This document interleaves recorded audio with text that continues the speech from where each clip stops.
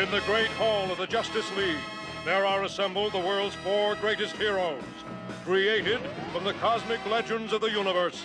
Their mission, to fight injustice, to right that which is wrong, and to serve all mankind.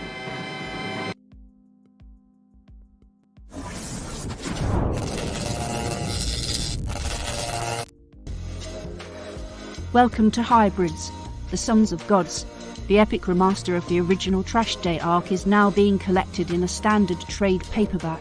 With more story, more art, and behind-the-scenes information, this book is the way creator Luke Stone intended the story to be told. This special Arrow Comics Remastered edition is full of energy and excitement.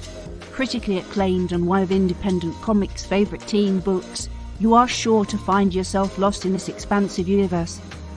So, secure your copy today in this crowd-funded group buy. Once the funds are collected, the books will be sent off to print and delivered post-haste. Luke and the Arrow Comics team have a perfect record of fulfillment. You can pledge with confidence.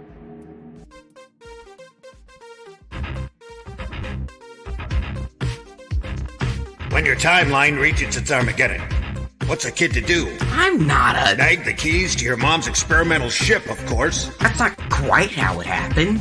Drift aimlessly in the rift between dimensions, trying to figure out how to operate it. Now hold on a sec. Pick up a few hitchhikers. Hi! Hello. And maybe solve a disturbing mystery that could lead to the destruction of reality itself. You know, if there's time... There's always time. I'm not so sure about that. Get in on the adventure with the Rift Riders on Indiegogo.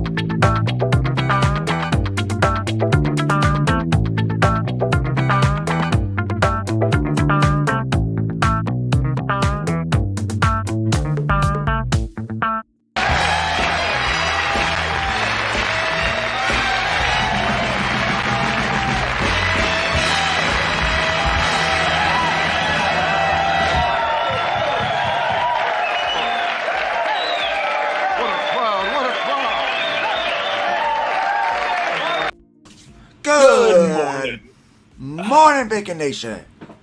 It is How's good everybody to see doing you today? Oh man, I'm Gotta doing contain fantastic. the You're doing calamity okay? that is my hair. The calamity that is your hair. But Calamity. That's a word. That's my word of the day now. Calamity? I'm gonna be like, oh, would you look at this calamity? I think I can Hey, work you it know, nothing wrong with having a good vocabulary. in. I think I can work it in. Oh. Yeah. Actually, I had a question It's a last good night. tool to have.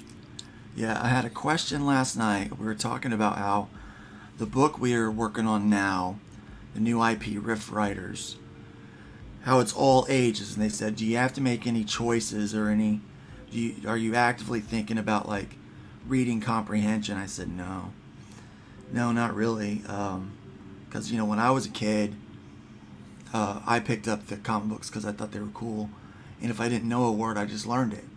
I looked it up in the dictionary, and I learned that there's a lot of big words in those comic books, and I learned big words and had a vocabulary because of comic books. And I said, so we're going to do the same thing. Really, has the word Excelsior, with the exception of some Star Trek nuts who know it as a ship name, really been kept in the public mind by anybody as much as Stan Lee? I mean, seriously. No, not at all. I mean, honestly, if you read a lot of things, today, people's, I like to watch these videos, these little Vine videos of this guy who does songs based off of internet drama, which that might be something fun to look at this morning, because we don't have a lot of an agenda. We have no guests. We have no panel. We are the panel. This is it today. So it's just us in the chat. Isn't it nice to have the room, though? Not to be so confined? Yeah, it is. It's this is like the Step Brothers with when they make the bunk beds. Like, oh, look at all this room for activities. We're gonna have some fun today. So it's nice. It's just... Yeah. Oh, look at that. And I have a good feeling about today. Not to put too I don't want to jinx it or anything, but I've got a good feeling about it. Yeah, I think it's going to be a good day. I'm doing something I haven't done in a little... Yeah. Yeah, what's that? What have you done? Let's see. Because I got up so bloody early this morning, I got to a better idea of what's going wrong with my computer. And what it is the XP pen. And I'm talking... boot driver does not work well with Windows 11. Oh. So... I may have it fixed. If not, I know how to work around it. It just means a plug. Oh, how lucky! I am certain that CapQ26 is not a bot in any way, shape, or form. No, it is definitely a bot, and that's on Twitter. I mean, not Twitter. It's on Twitch. So no worries. Yeah. Nobody watches this on Twitch. Oh, okay. No. Well. Yeah, I got like a follower over on Twitch, so at least now there's some activity there with that bot. Thank you very much. Hey, and sometimes you leave them up for a while so it registers that somebody was commenting. I mean, yeah. But right. No, I'm having a really kind of neat day because I got up and I applied for something I've been scared to apply for. Well, not scared, just it's been a lot of technical difficulties, and I'm hoping that will help me get a new revenue stream, because that's what we got to do. You gotta. Find ways to use what you have. And what gets me is I have a huge bulk of art that people sort of like, but it's kind of niche. And I have a lot of IPs, obviously. And trying to figure out where I can get, some of that out while I'm dealing with the other options is always a challenge. Yeah. So I'm putting in to get a merch by Amazon. That way, because it's non-exclusive and it will target places internationally that's a pain in the butt to deal with fulfillment-wise locally. So I'm looking forward to assuming I get it. I don't know if you've tried or if anybody applied. It's a job interview. I've heard it's rather intensive to try to get that. I guess I don't understand why, but that's not for me to understand. That's not for me to understand. So I'm sorry, you broke up for a second. Oh, I guess it's not for me to understand. Why Amazon? Why Amazon chooses to do the things they do. But they do. So. Oh yeah. Well, it is the zone, and I may get refused, but I realized I was getting worried about being refused. And going through it and being told no. Yeah, and that was keeping me from doing it, though. And I think that's that side of the. It takes a lot of nerve to do what we do, Yeah, yeah. and I think there are a lot of artists out there who are afraid to fail, so they never try. Yeah, well, I mean, I like to tell people failure is always an option. Oh yeah. Well, I like the quote, and I don't know where I got it. And some people use it in a cringy manner, but I never lose. I either win or I learn something. Right, yeah. Yeah, I get So that. Yeah, there are people that they're pretty arrogant and they use it in a real cringy way. But yeah, I'm with you there. Yeah, you always learn something. But and that, I mean, that's what we're doing. We're kind of all along the way, learning things. It's been a busy week for me. Yes. I am doing a lot. So I'm doing more layouts for a project for the O3. I've got a couple scripts that I'm still looking at for the O3, the Out of Obscurity anthology that we're producing, which is going to be awesome. It's going to be, it's going to be legit awesome. And I love how you're referring to it as O3. That's very cool. Well, yeah, I didn't make hadn't that actually up. Somebody heard it. else did. Well, it's one. I'm on the message thing, but the two threads involved with that project are just like constantly going. So Yeah, I just it learned never I sort ends. of I just sort of digest it. I'll sit down for a while, like get some popcorn or like honeycomb cereal. Be like, okay, Yeah, and we're just gonna go watch through it. drama. Like, what Because is it's like happening? drama. What is Talk happening? about silliness. Oh, here's something related. Drama. Yeah. Talk about silliness. So And let's I love that. talk about drama for a second, okay? Yes, please. So Let's there talk. was all right. So I know guys like juicy drama. There's a guy in that group that I don't like. I don't like him. He and we do not get along well, and it's like not recent. It's like it's been for a while that way. Like I know him from back when I first started a few years ago. Just kind of the way he chooses to interact with people, just is it's contrary to the way I choose to interact with people, and it just bothers me, and I apparently rub him the wrong way too. So I'm running the project, and he thought because I didn't like him, and we had a kind of a bit of drama in the group that, and I told him like publicly, I said in front of everybody. So don't think it's weird that I'm saying it right now live. I've said this publicly, and if I don't like you, I will tell you publicly. I have no secrets with stuff. There are people out there that I do not care for, and I understand that I'm the bad guy in their story, and I'm fine being the bad guy in their story because I don't care for them, right? Now I'm not the bad guy usually. Sometimes I might be, but I'm not. But anyway, I will say it publicly. So I am saying it publicly. Now I don't like the guy, but I don't have to like someone to work with them. For me, it's about getting a good product out. It's about being professional, right? So this individual writes a story for the book, and the first draft. It had all kinds of issues. Hi, Glenn. I didn't think you were making it today. I changed my mind. I decided I needed a rest. You So I changed thought his I'd mind. spend it with two of my favorite people from across the ocean. Well, thanks, Glenn. Speaking of Oh, Glenn, aw, I thank you. got that wonderful book I've been Oh, looking great, through. great, I finally got the Jack Kirby book. It's not in here; it's in the other room, because that's when I take a break. I'll sit down and I'll just look through it, and like I'm ingesting it very slowly. Yes, that one, and just just kind of taking it all in. It's Have you not watched the definitely DVD yet? no, I have not. I do have a DVD player, but I haven't watched it yet. Yeah, I'll do that. I'll do that soon. I'll do it soon. I'm going through the book first before I get to the DVD. I think it's right now, Glenn. I'll tell you, it's looking like something I'm going to be revisiting a lot from time to time. Yeah, I really like it.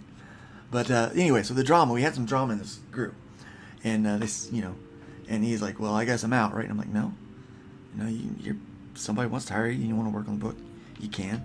He decided he wants to submit a script. A script came in, I read it, and I was like, "Oh, I didn't like it." As the editor, I started kind of working through a bunch of stuff, and I made some notes, and so I knew he wasn't going to take it well from me. I assumed he wasn't going to take it well from me, so I passed it on to to T-Bunny, and he made similar assessments. And I said, all right, if you can, handle this for me, because I don't think he's going to take it well from me. Well, it went straight to, as soon as we, did that, he went straight to drama in the group. It's because you don't like me. I said, no, it's not because I don't like you. I said, it's because of this. And it's like, you took a public. I don't like, none of these guys have I ever taken any of their critiques. It's all private with them, because no one needs to know all the stuff they have to work on, right? They need to, it's like, let's work on this, privately, right? So this guy, he takes it public, so I take his critique public. And he goes, oh, okay. Now, here's a testament to the guy. I don't like the guy. But he took all of the criticism. He took all the things I said and the direction that I gave him, and some of the ideas for a story, and he turned them around into a very usable story. Like I'm like, so I gotta tip my hat to the guy, tip the pork pie, that the dude brought it, second go round, took all the issues and dealt with it. And now that's professional. But that's the attitude that I'm seeing in the O3 project. All of the people, they're taking the editorial stuff, and they're applying it. They're not taking it personal, but they're taking it serious. And I think that's the thing. Today we're talking about tools to manufacture awesome. I think that's probably one of the first tools that I would suggest, is if you're out there, you got to be able to take criticism. Be prepared for someone to rip the thing you've done apart. But make sure you choose the right person to do it. Someone that you trust. That was what I was worried about. I was worried that this guy didn't trust me. But he at least valued the opinion and turned it into something that's, I'm telling you, it's not just passable, it's good now. I mean, it's good now. And so it worked out well.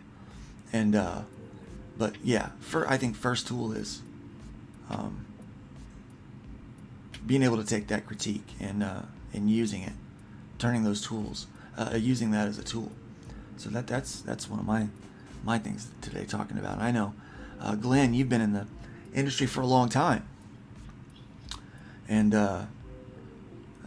you've probably had to deal with a lot of criticism, haven't you? Yeah, a lot. Not so much criticism as prejudice. I used to work. I worked mainly in graphics for 40 years, and I used to produce illustrations and copywriting and designing brochures and magazines and literature and photography and all that kind of thing.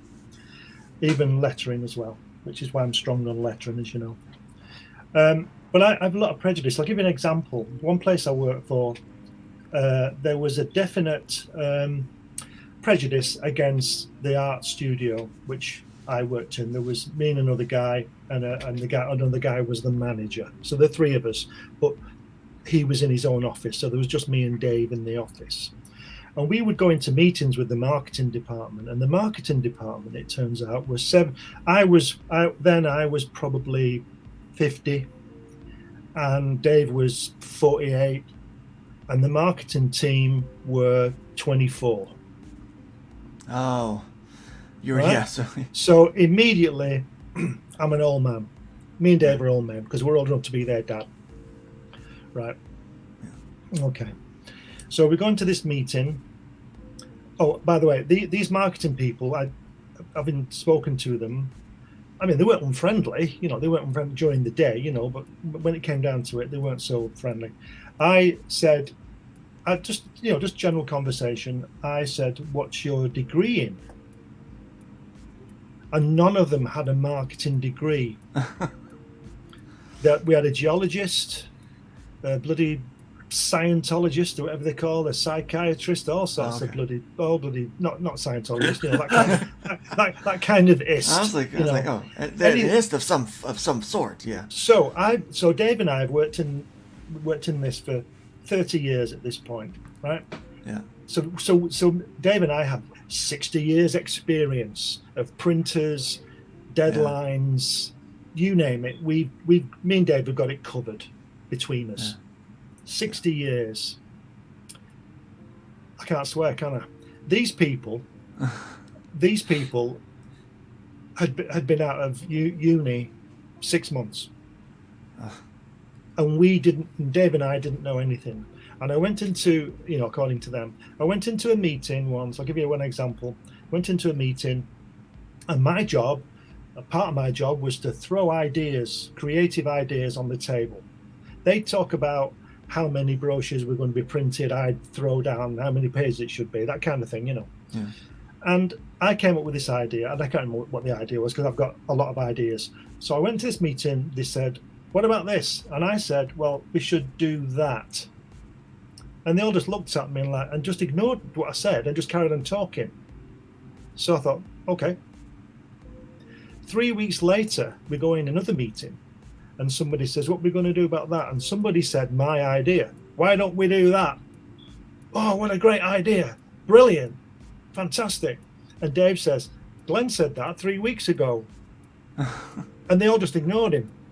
Do you see what I mean? And that's the crap that I've had to put up with. Yeah. It's prejudice rather than, So probably another tool to build awesome is you're going to have to deal with things like that. It's kind of your attitude.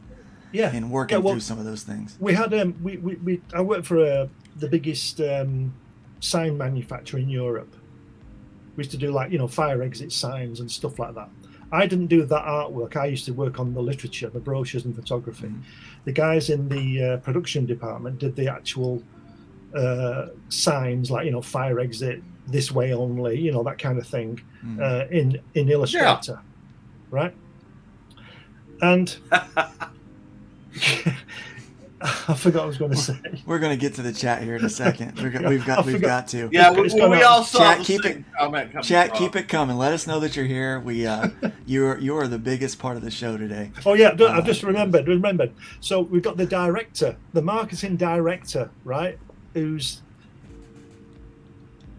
the marketing director. So she knows everything. Now I'm going to say this, right? My artwork isn't the best in the world, but it's not the worst. And I can see things, right? I know perspective. And we had a photograph of a door. It was just a door, and it was sort of offset, so it was in perspective with the corridor.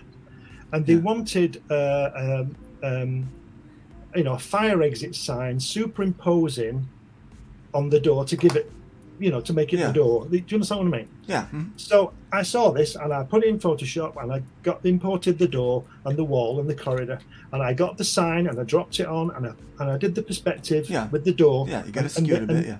And I did it by eye because I can do that. Yeah. It went through difficult. No, it's not. No, it's no big deal. But that's the point. It is a big deal because the director came back to my manager, who came to me and he said, "She says it's wrong, it wants changing." I said, "Why does it want changing?" And she'd drawn it on a piece of paper and sent this piece how it should be. And I said, "That's not wrong. You can see with your eye that it's right. You can see it." And he said, "Well, you've got to change it." And I said, "I'm sorry, it is correct. I will not willingly change something that is correct to be wrong because some arse can't open their eyes and see it. This is why I'm here." I said, she doesn't matter that she can't see this. This is why I'm here. To make sure the wrong thing doesn't go out. That's right. So and this was going to be printed in 9 million brochures. And he said, "Well, I'm telling you," he said, "you've got to do it." I said, "Well, I'm telling you, I'm not." So he got it up on what I call God's light box. He put it on the window. Yeah. And he drew the perspective lines of the door. Yeah. And he got the vanishing point and he dropped his ruler, and it was bang on. It was bang on, right? I'm telling you, it was bang on. And I did this by eye. It was bang on. Yeah. So do you know what Dave said? Dave says, "What are you going to do about that, Neil?" Because he's asking me to change it. Yeah. And Neil says, "Well, you're going to have to change it because she wants it changed." And I said, "You've just proved it's right." I said, "Look, I'm telling you, I'm not doing it." So he did it. He made it wrong, and it was printed, and it was wrong. And I said, "You've just proved me right by God's light box, with your ruler." Yeah. And that was it. And that's the kind of stuff I've had in my career. Anyway. All right, let's get to the chat, guys. We're going to welcome Joe Bockham. Welcome. It's good to have you here at the Bacon Nation. He's I think Glenn is in the middle of a big deadline, Oh, yeah. but he's here taking that break. Yeah, he's got a lot on his plate because he's trying to rebuild the one of the most traveled stretches of road in the country, and we've Bachman? had torrential downpours. Yeah, He does road Andrew work, huh? Bachman, oh yeah. He actually has his own. He has a YouTube and a TikTok where he answers like, especially kids' questions about how does that work, or they'll say, "I saw a machine that looked like this. What does it do?"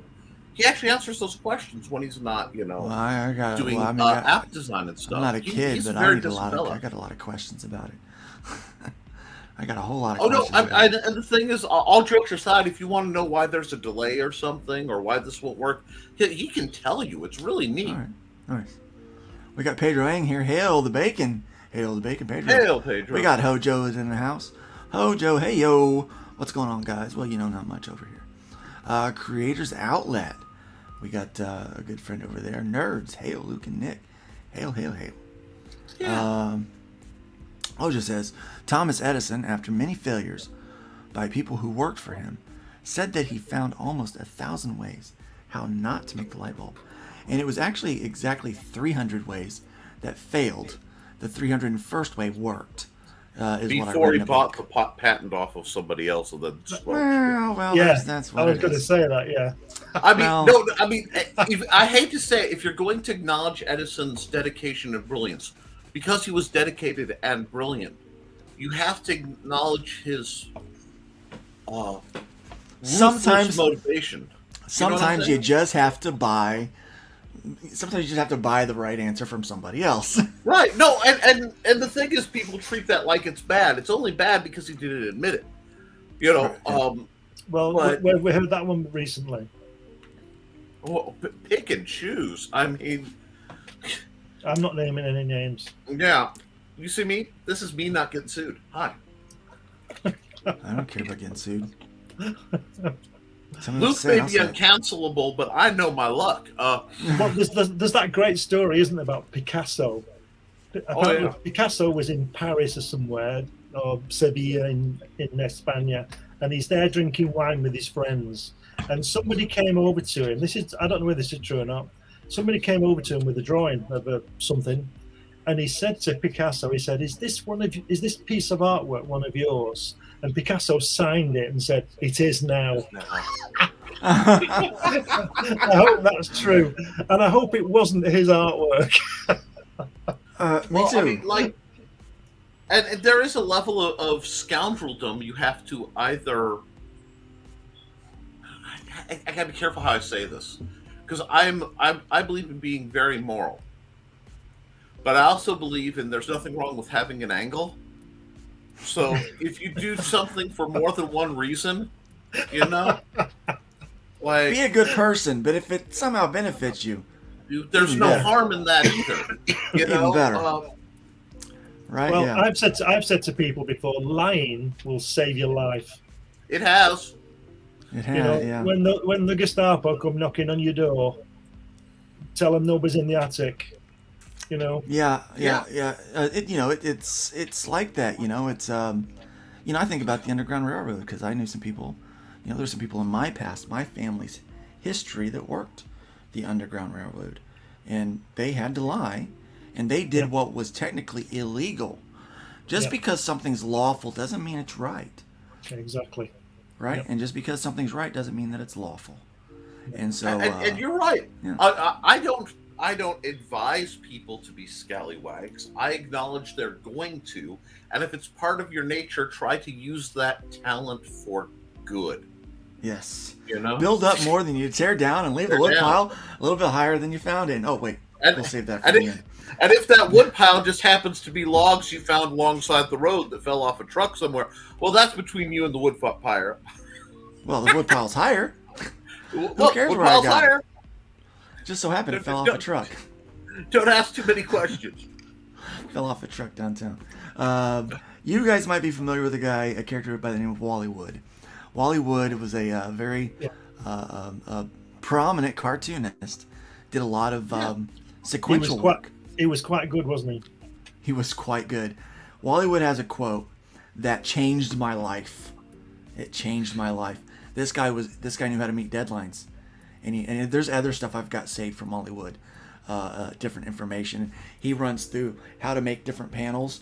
He said when writers get all about the talking crap and they want to do all the boring stuff, here's some panels that always work to still stay interesting while they're doing all that stupid stuff, right?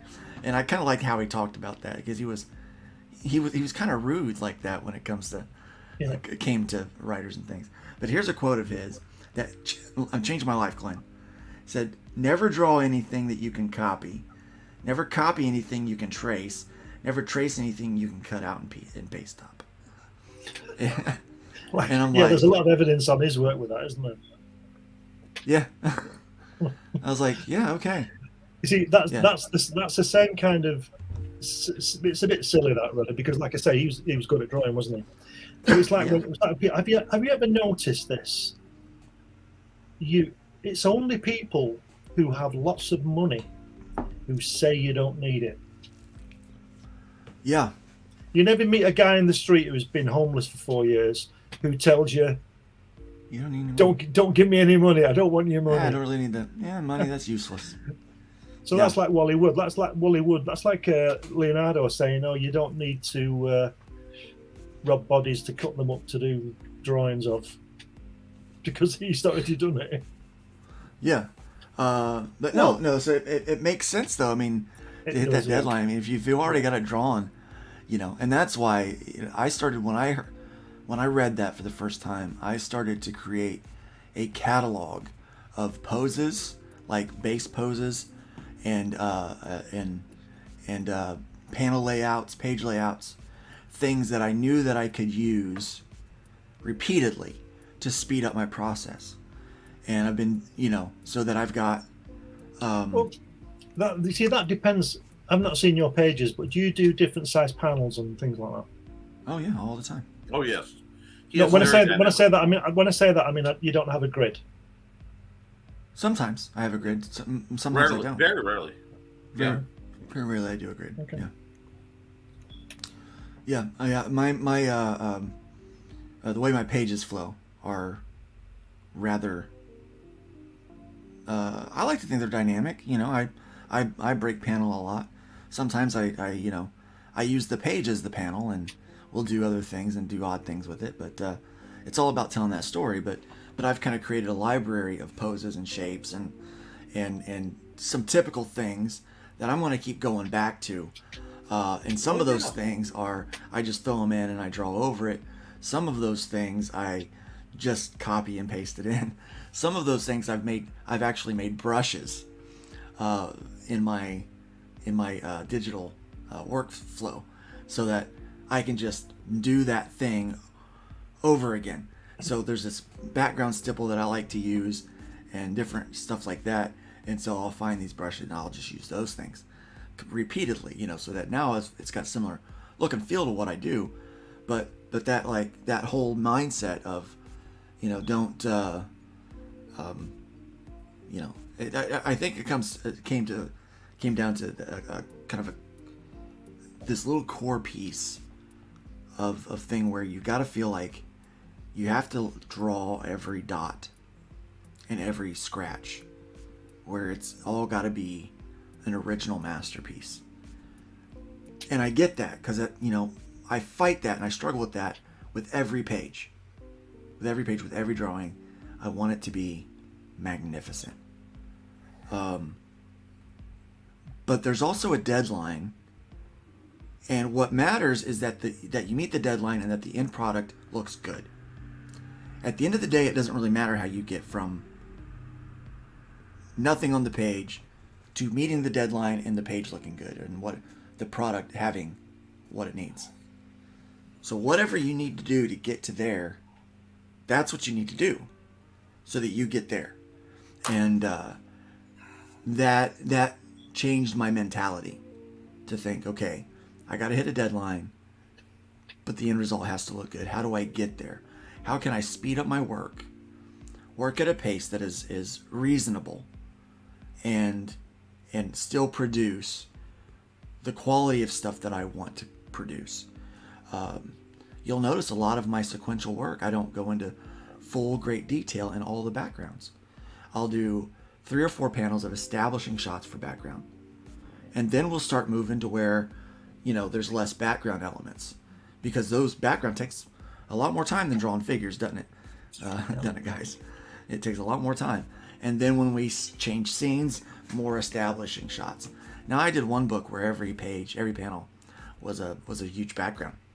And that took ages. It took ages to draw that. It took me 2 or 3 weeks longer to produce those pages than what normally it would take me. So, see, I think.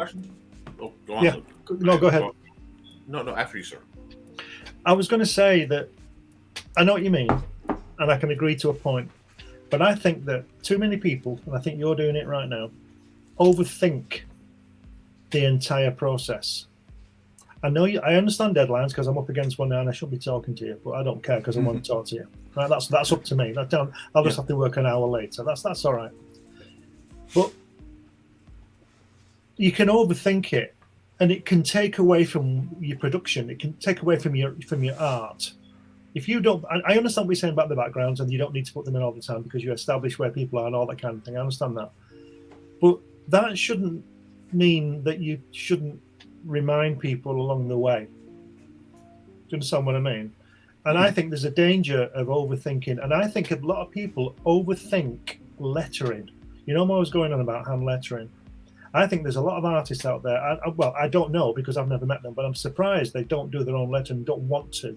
And I get all this feedback or comeback about it's quicker on the computer and I can do it quicker. So what? You still got to do it. Haven't you? You still got to do it. Get it on the board. Well, here's the truth. You actually don't have to do lettering if you are a good enough sequential artist. And you can tell a story. That's why there's no words in Hatch.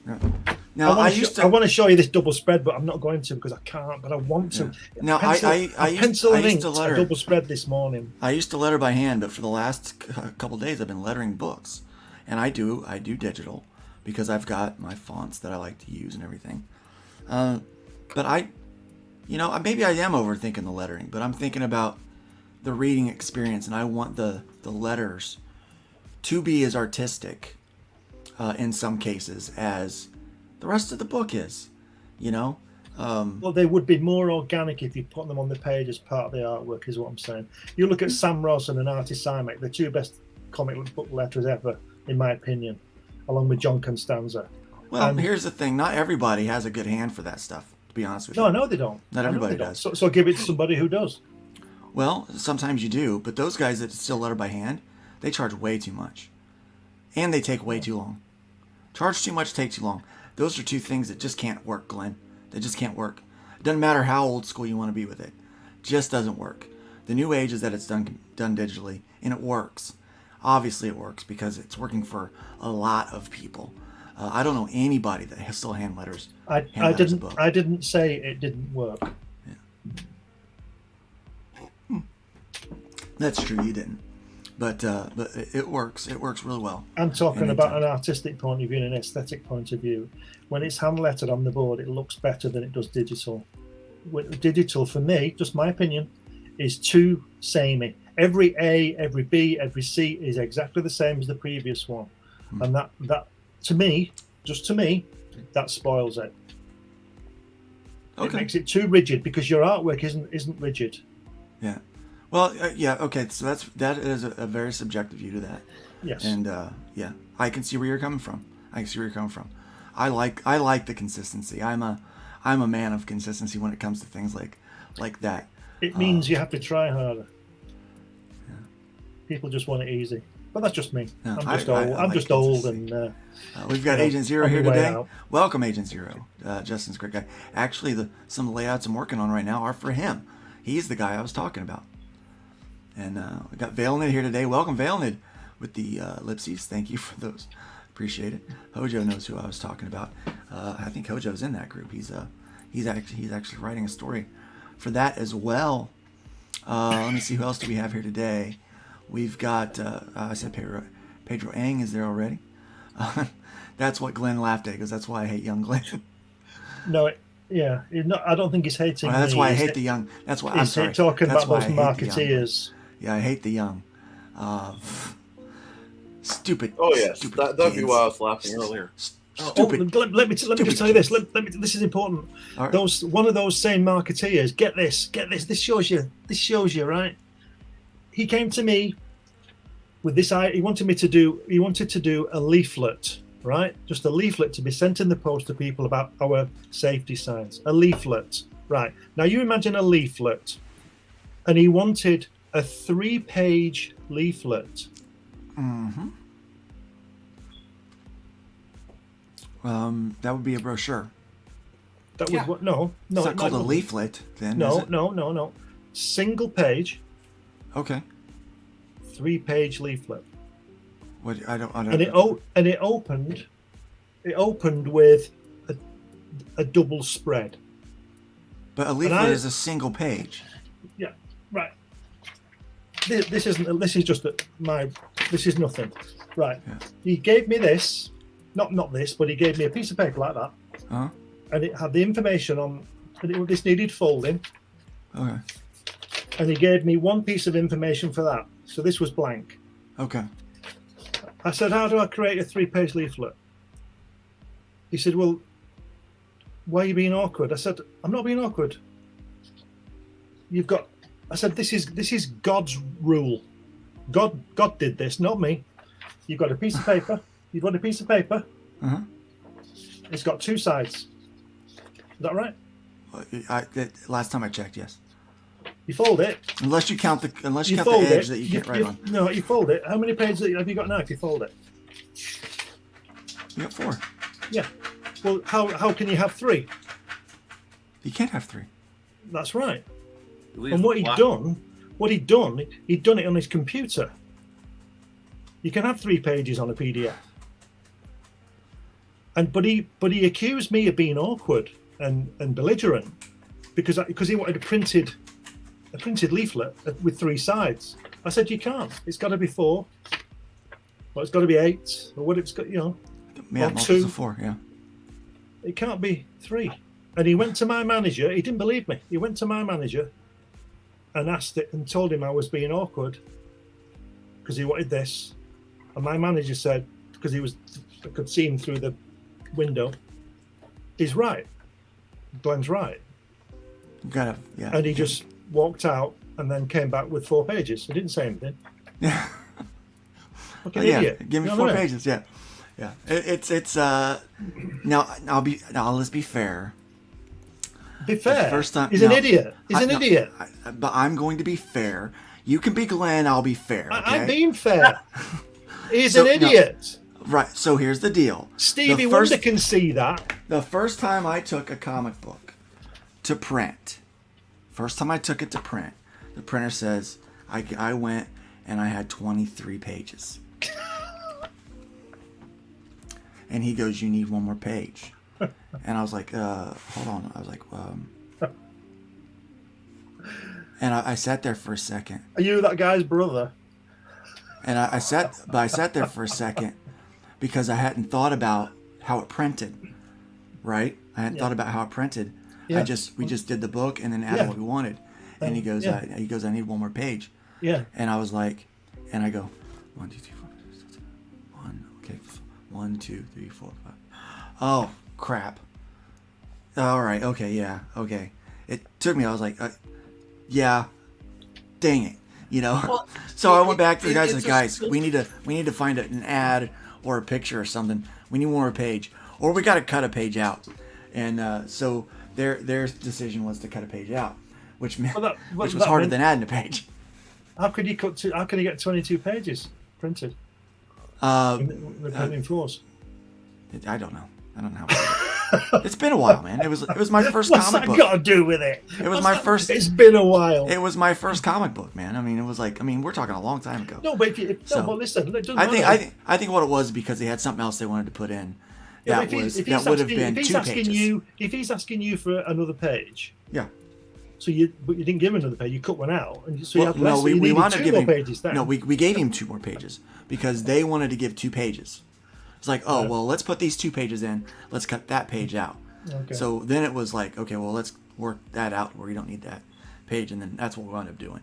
We gave him the right amount, but I had to cut out a page of what I was working on, so that my partners who were paying for the printing could put the 2 pages of ads that they wanted in there. And so, yeah, so I'm going to be fair, because That's not fair. It's not unfair. It's not unfair that I think this guy's an idiot because he can't do his job. That's not unfair. well, okay. That's just because he's an idiot and he can't. But I do was his job. 17 when it happened. I don't care okay? when you. I don't. I'm not bothered about you. I'm talking about him. He was 25. He was. Yeah, he should have known better. He had a 2-2 in geology. He was a genius. Geology. He was in the wrong job. You should have handed him a rock. How many sides does this rock have? That's right. 3 because one's embedded in your head. Right. Nick, what Wow. were you For the purpose of YouTube, We got remember Frog that G that here is a today. joke. Please, that's a joke. We're not condoning violence. No. Only unless you can And legally get away remember with to it. follow through. Don't. Anyway. No. Froggy's here. now see, Edison, this is- sometimes you have to steal it. Yeah. Yeah.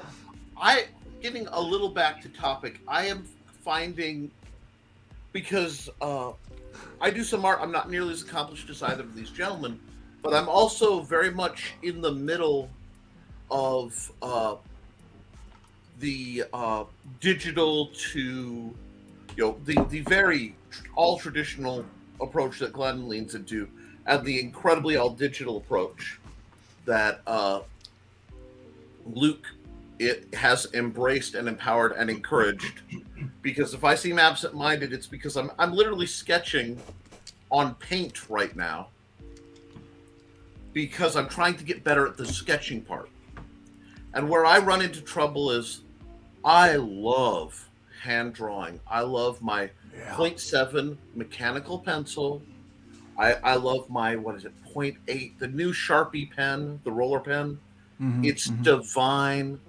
A regular Sharpie and then a flare for some line with, and then scanning and coloring and cleaning it up. So I feel a lot of times I'm in the middle of these worlds.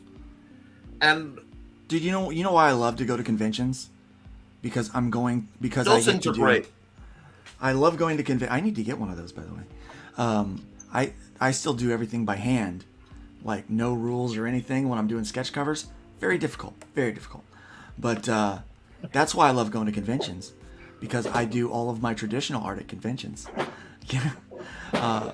Everything that's production gets done digital because it's just faster. Well, Yeah, just faster. okay. Now, see, what's funny is, and I'm going to sound a bit like Glenn here, but not nearly as elegantly cantankerous.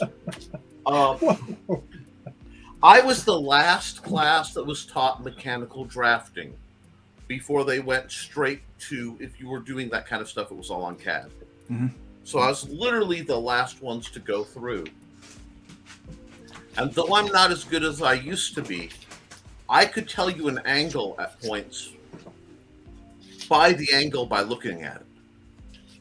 Because that's what I had to do for so long. And it would drive my CAD teachers nuts, because I could reproduce the whole project on paper exactly much faster than I could on the computer. Because that's where your tools were at. That's Like, where my tools were at. And so what I find myself going is I switch between what I'm not sure, I'm trying to get the artistic flow back. Having a variety of tools of different grades really helps me, because it lets me focus on things. So just doing art traditionally on a piece of cardstock, which I love. Curse the people who tripled the price on it, but I love some cardstock. And I love that feeling, and the cleanliness. To me, it's much more visceral. Yeah. But the layering for shading and the blessed undo button. Oh, I love the it. undo button is the greatest thing that has ever come out of digital art. I don't care about the portability. I don't care about, oh, you can send it to... No, I can hit a little button and go, I goofed up and it's fixed. It made me a lot more confident on drawing my lines because I could hit that undo. Man, I used to be like, I don't know about this, especially inking. I'm like, I don't know about this. But now I'm like, screw it. I'll get there, you know. Oh, didn't get there, undo. Oh, I'll get it. Oh, didn't get there to undo. And yeah, there we go. And you tell me that undoing it 50 times is saving time. Yeah, because I don't have to. If you got your brush, if you got your brush and did it right, it wouldn't have to undo it, would you? Well, I equate the undo button with an eraser. And if I count how many times when I'm doing the base sketch, I've had to go back and erase it. Yeah. You know. All so right, I see both worlds. Let me use this as an example. A couple weeks ago, my friend Telepathic Bunny is having his 300th. Got his 300th subscriber, right? So we had a 300 subscriber show that we did, and I did a special variant cover for a special cover. It's a homage to the 300th Spider-Man episode issue, and so I did an homage to that, right? And I'm sitting there, and all I started with was a brief, like, sketch up of what the cover looked like. And I start that thing, and I decide to live stream it for him, right? So I live stream it to his channel, live stream it to my channel. I have pencils, inks, colors, letters, all done in an hour and a half. 90 minutes. 90 minutes to do all of that. I did it digital. There's no way back when I was working traditional that I could do an entire piece like that from start to finish in 90 minutes. I mean, it's not the best, but it looks good and it's passable, right? Especially for a free piece, you know, that's, you know, just help promote a channel. Right. There's a sliding scale to standard and time. Yeah. And maybe it's because so much of my early time was doing on-site convention art. Yeah. I'm not going to speak to that, but I will remind folks Pedro Ang is not in this country, so he can't be held accountable for our laws. I got book launches in 2 more days. I did 25 at cartoon style. That was black and white, so pencil and inks and black work. Portraits in about 4 hours manually. Welcome, Dreaded Dinosaur. So again, the speed thing. Good morning, Dan Stevens. I think it's what tool set you're comfortable with, and the only way to find that out is to experiment. And you should, because we talk about the tools. The purpose of the format of this episode, the byline, is tools to manufacture awesome. Mm-hmm. So I think part of it is knowing your tools, trying tools, and finding out, does this work for what I'm doing? On my computer right now, I think I have 5 different art programs of varying difficulty and stuff. Mm-hmm. And most of the time, it used to be Krita for the fancy stuff, but you got me to buy in for Clip Studio Paint. So when I want to do something really ornate, I'm learning Clip Studio Paint. When I want to do something and get it done, or it's more mechanical, I find paint.net, which is much more limited in your tool set, is a lot faster and a lot easier. Yeah, it's designed to be hit the ground running. You know, right? There's a learning curve to things. I remember when I switched to Clip, man, I was all Photoshop. That's all I ever used, and switching to Clip was crazy. Now I guarantee, if I sat down and tried to ink, draw and ink a piece against Glenn, if they timed us out, Glenn would beat the snot out of me, because I don't use those tools every day. I use those tools at convention. I'm getting pretty quick with them now because I've been practicing a lot more. Something happened after the nap. That things that weren't there before are there now. So I don't understand it, but yeah, it's your mind needed to, in life sometimes our minds need to kind of go fallow. Yeah, And I just if we're given a chance to just not think, the pathways heal. I did pretty good at not thinking that for Well, about 5.5 weeks. I was but very very true. But I think there's a hesitation, and I'm sorry, there's a temptation we find as creators to argue about our tools, and a lot of people come in and they really think, and it's with anything that requires a mix of talent and hard work and dedication. Mm-hmm. Because if you want it really bad, you can learn nearly any skill. Maybe not to the A level, but to the 80% of the best, you can. Mm-hmm. To reach from the 80% to the upper echelon, that's where a lot of it is, having the raw talent. But there's no reason people shouldn't reach for that a B level, and there's no shame in that. But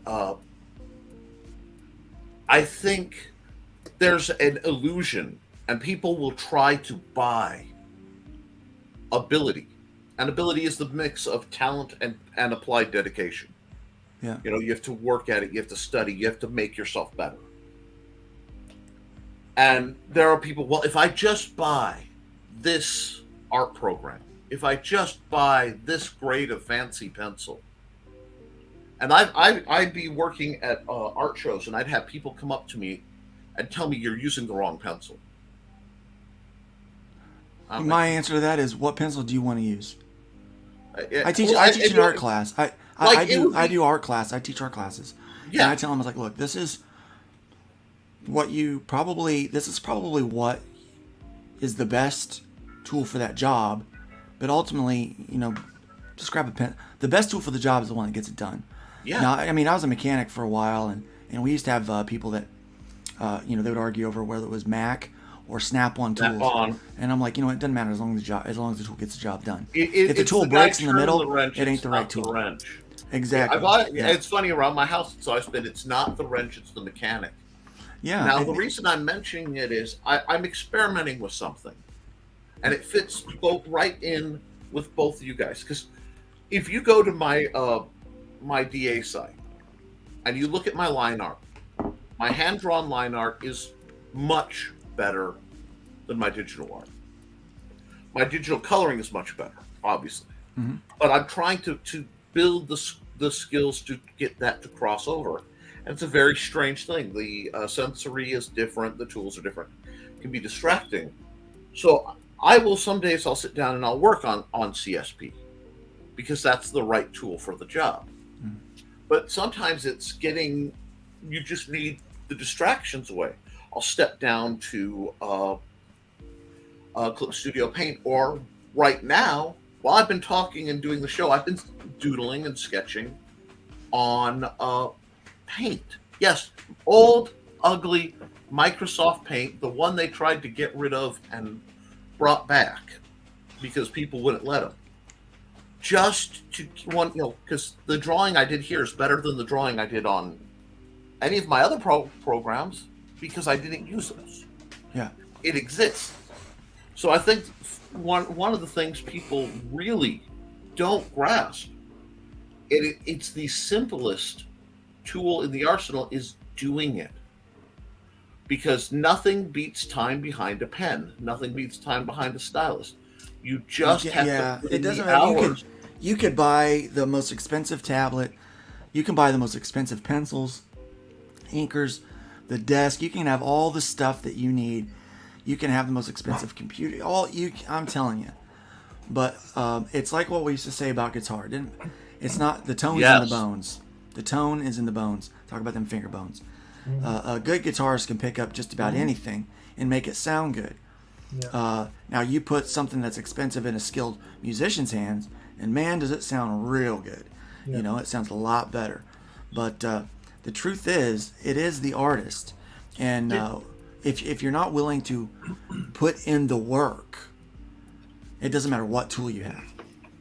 Have you seen that piece of film from about 1966 of Jimi Hendrix, and he's talking to Keith Richards, and he shows Keith Richards. I'm not sure if it's either before Jimmy's show or after Jimmy's show, but obviously friendly. And as you know, Jimi Hendrix is left-handed, Yeah. and Keith Richards is right-handed. Yes. So they're talking about this particular song. I can't remember what it was. It's on this piece of film, and Keith Richards. It's not one of their songs. It's somebody else's song, and they're talking about the guitar solo in it. So Keith Richards has got his guitar, but Jimi Hendrix hasn't got his guitar. So Jimi Hendrix says to Keith, "Give me your guitar," and he turned it upside down, and still played it. Yeah. Yeah.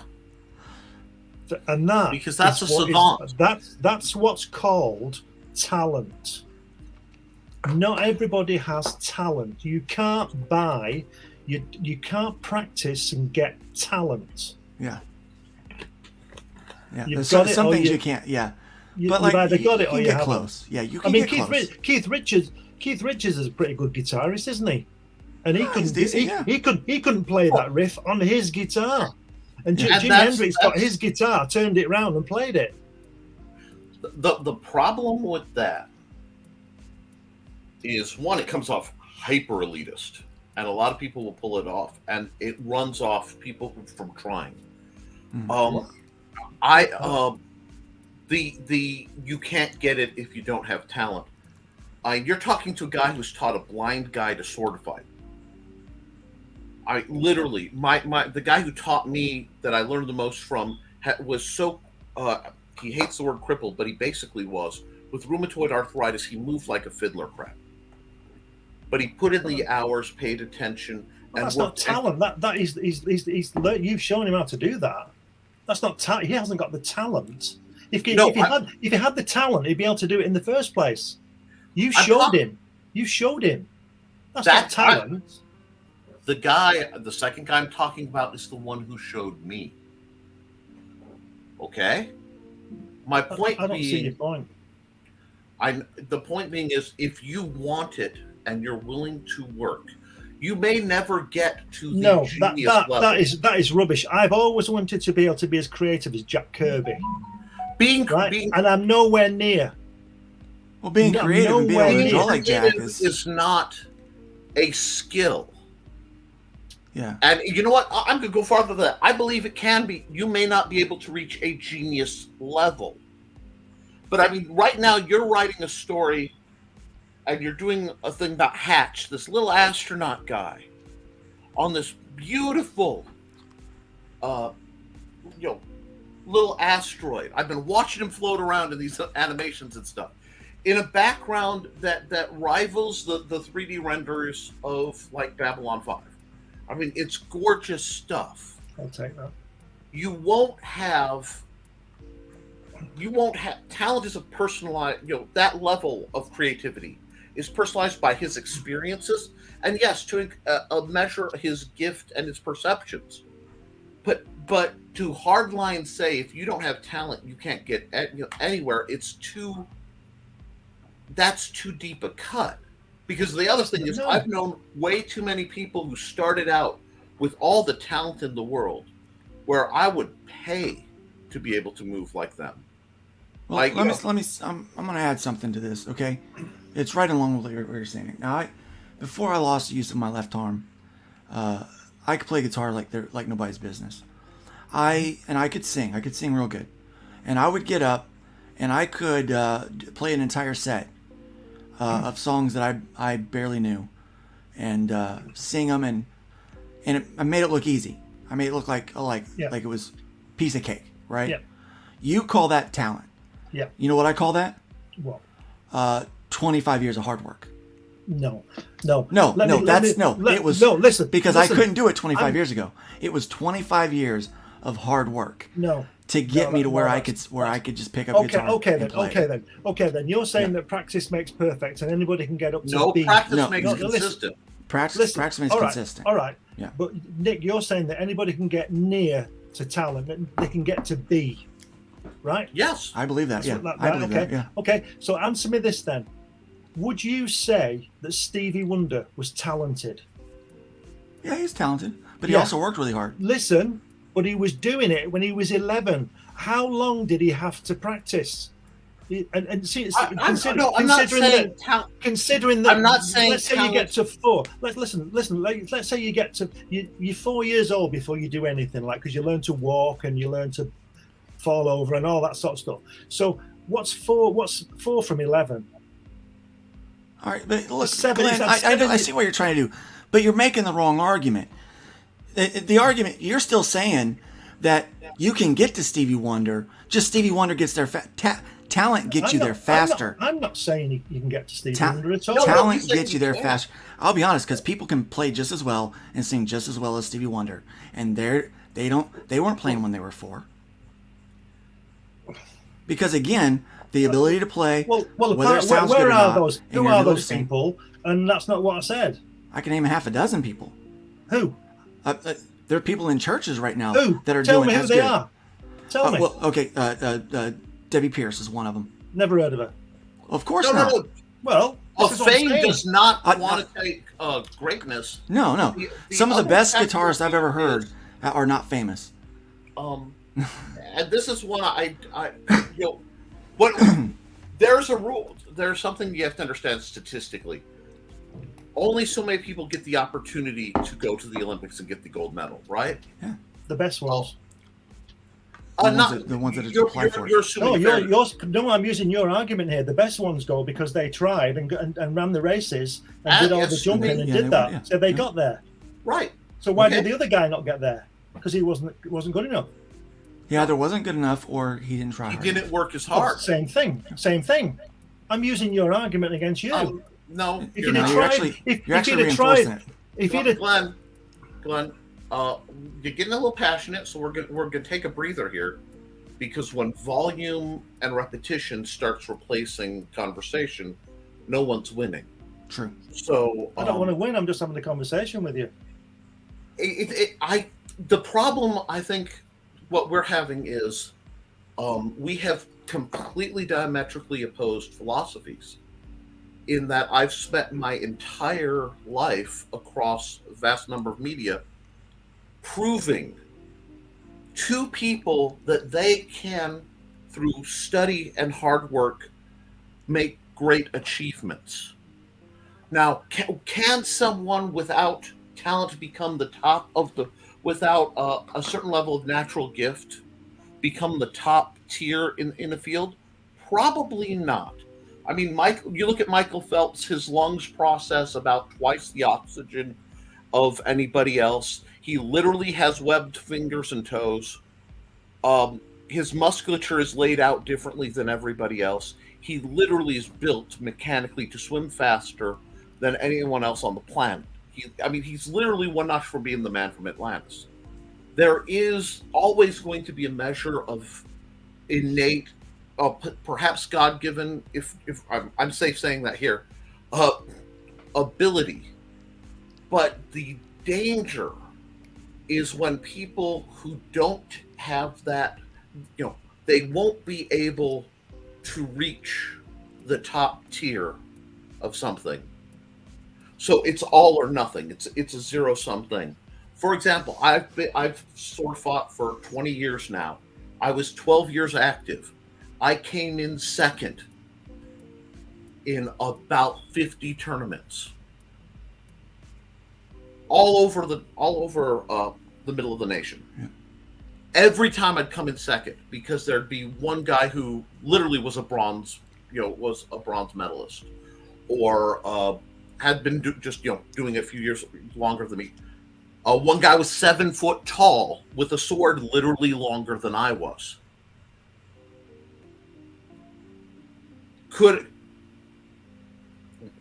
So I never hit that win, but that didn't mean I didn't have talent, and it didn't mean I got there with solely on talent. Here's the thing: I don't think art is a talent. I think art is a skill. I think that if you practice right, if you practice the right things, you can get better. I think if you practice it well enough, not only can you get better, but I think that you can get to a master level, right, on anatomy and all of those things, and perspective, because there's a lot of math and there's a lot of science that goes into art besides just the ability to be able to be creative. if you let's be really honest, I love a lot of these people that we're mentioning. Stevie Wonder is a musical prodigy. We've got Queen is obviously my favorite band, and then Freddie as far as Mercury. artists go, Freddie Mercury. I mean, the dude had a voice. He had extra insight, so he had more resonance to his voice. He had more octaves than the normal human voice range. Yeah, you couldn't. Yeah, the things he could do. Mechanically couldn't. Yeah, I mechanically can never do what he does. There are certain things where you mechanically can't do it, right? I don't believe art is one of those things where you can't mechanically do it.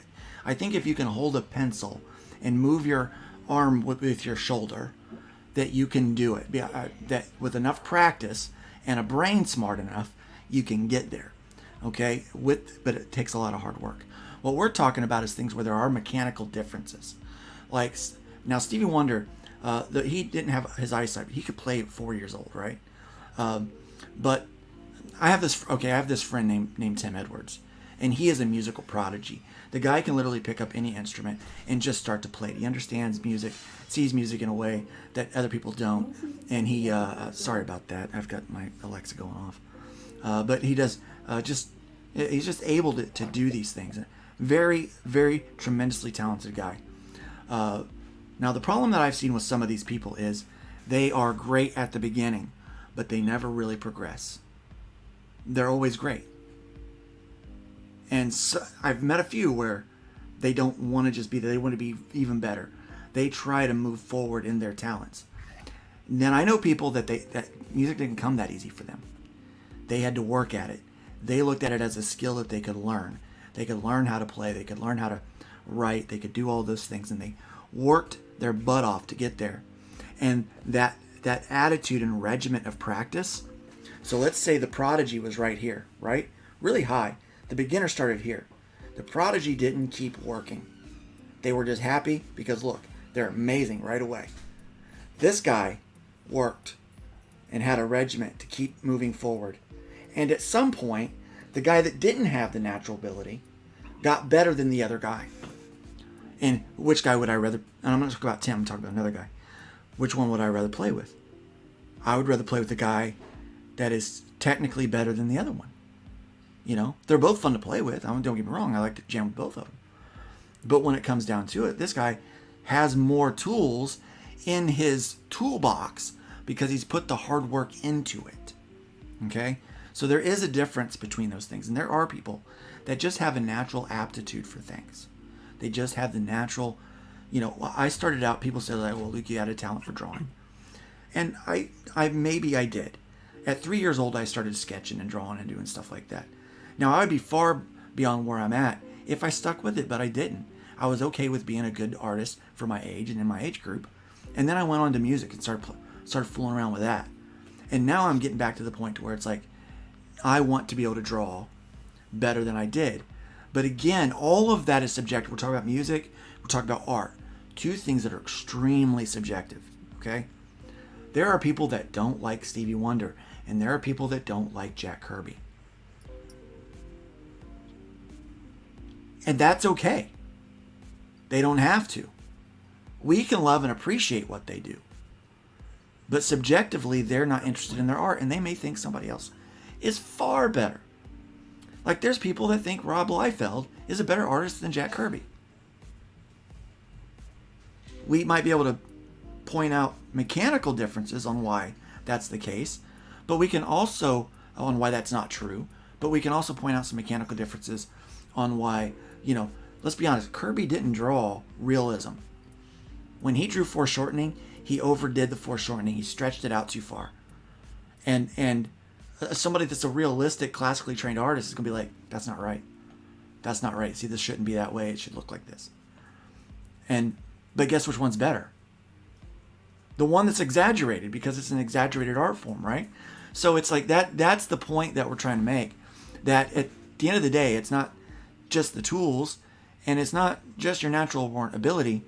It's your determination to practice and to move beyond where you're currently sitting in your abilities. I believe that art is a skill that can be learned.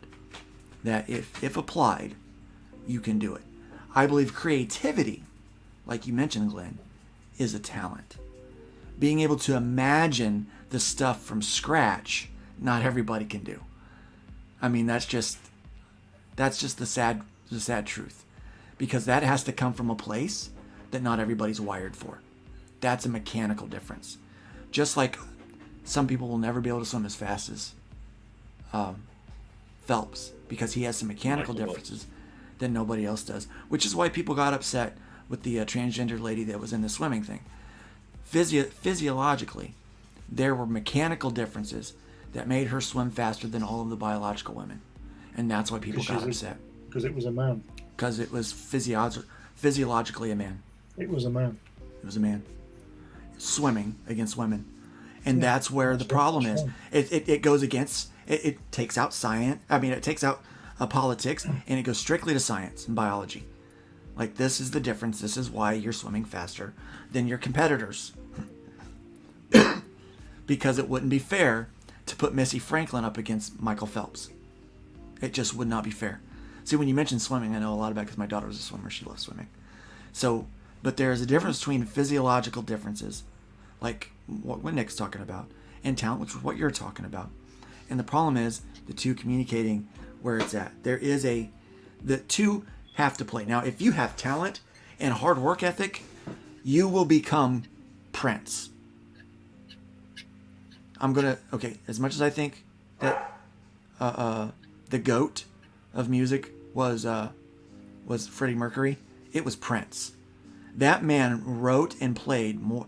He played every instrument, recorded most of the instruments for his albums, wrote all of these songs, more songs that went to number 1 or in the top 10 than anybody else in history. One man did all that because he had an incredible aptitude for it, a talent, and he had an incredible work ethic to get him there.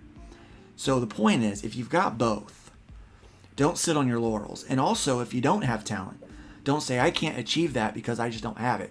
Be like, screw that noise, and I'm going to get there. I think that's what I think. And it might be wrong, but I mean, that's what I think. Let's go ahead and get back to the comments here. Dreaded Dinosaur says, my first comic was assembled at Kinko's. It cost me $43 for one issue. I took it to Chicago Comic Con and showed it off to Wizard. Yeah, they were very expensive to make a single comic book back then. You lose your butt. He said, but I moved to digital out of necessity after my hand became a crippled mess. And I understand that. Makes it a lot easier to do those things. Pedro says I still color correct in Photoshop. But if you've never met Eric Hodson, Eric Hodson is a tremendous artist. In fact, in issue 3, the backup story that I'm putting in there, and I'm going to release it in another book, story I wrote, my wife actually really liked it, which surprised me that she liked something. She's like, oh, that was really good. Who wrote that? And I said, I wrote that. She goes, oh, well, that's nice. And but the backup story, Eric did the art for, and so you'll be able to see that. He's a tremendous artist. He's got a lot of wrestling stuff that he does. Just got a very good artistic eye. But if you meet him, his hands are they're not articulate as much as your eyes. And there's a physical limitation, but that certainly doesn't stop him. From producing tremendously beautiful art. And my sister is here. Sis, I'm going to acknowledge you, but I'm not going to throw your comments up because you embarrass me. Okay? So I love you, sis. Thanks for being here. I miss you. I can't wait to get back to visit you soon. Agent Zero decided to make a start at digital art. Have not drawn anything in decades, but the battery in my stylus died. So yeah, I think digital art is a great way to get into practicing, because if you've already got you normally have a tablet or something with you. You don't have to make these massive investments. You can get drawing apps and a stylus on your iPad. That's a great way to start if you want to try to get back into drawing. What if you don't have an iPad? On the leg. Well, if you've got one, most people have those, Glenn. Yeah. I mean, I'm just saying. What if you haven't got one? Then you draw with what you have. I mean, you're talking to the guy who spent decades with. I still do. I have a habit of taking index cards, stapling them in the middle, after I folded them, and using them as semi-disposable, drawing pads. Yeah, use and whatever shoving you've them in my got. pocket. But I also have styluses that I keep with my phone because we've reached the point where there's another parallel to what's going on in this conversation. I've been thinking about it. It's uh, it is better to be able to do the math in your head than need a calculator. Yeah, Like that just makes sense. Yeah. However, everyone walks around with a calculator in their pocket now because everybody's walking around with a supercomputer from, I mean, this gizmo here is it's basically a supercomputer. It's a better computer than what that NASA used sent in the first space shuttle to the moon. Absolutely, it's better than actually comparatively 20 years ago. This is better than anything that was out there. For $12, I can get it. I have an app. It's called Infinite Pater. I paid for it. I want to say it was $12. With the exception of it doesn't do text on image. I like it better than I like Clip Studio Paint.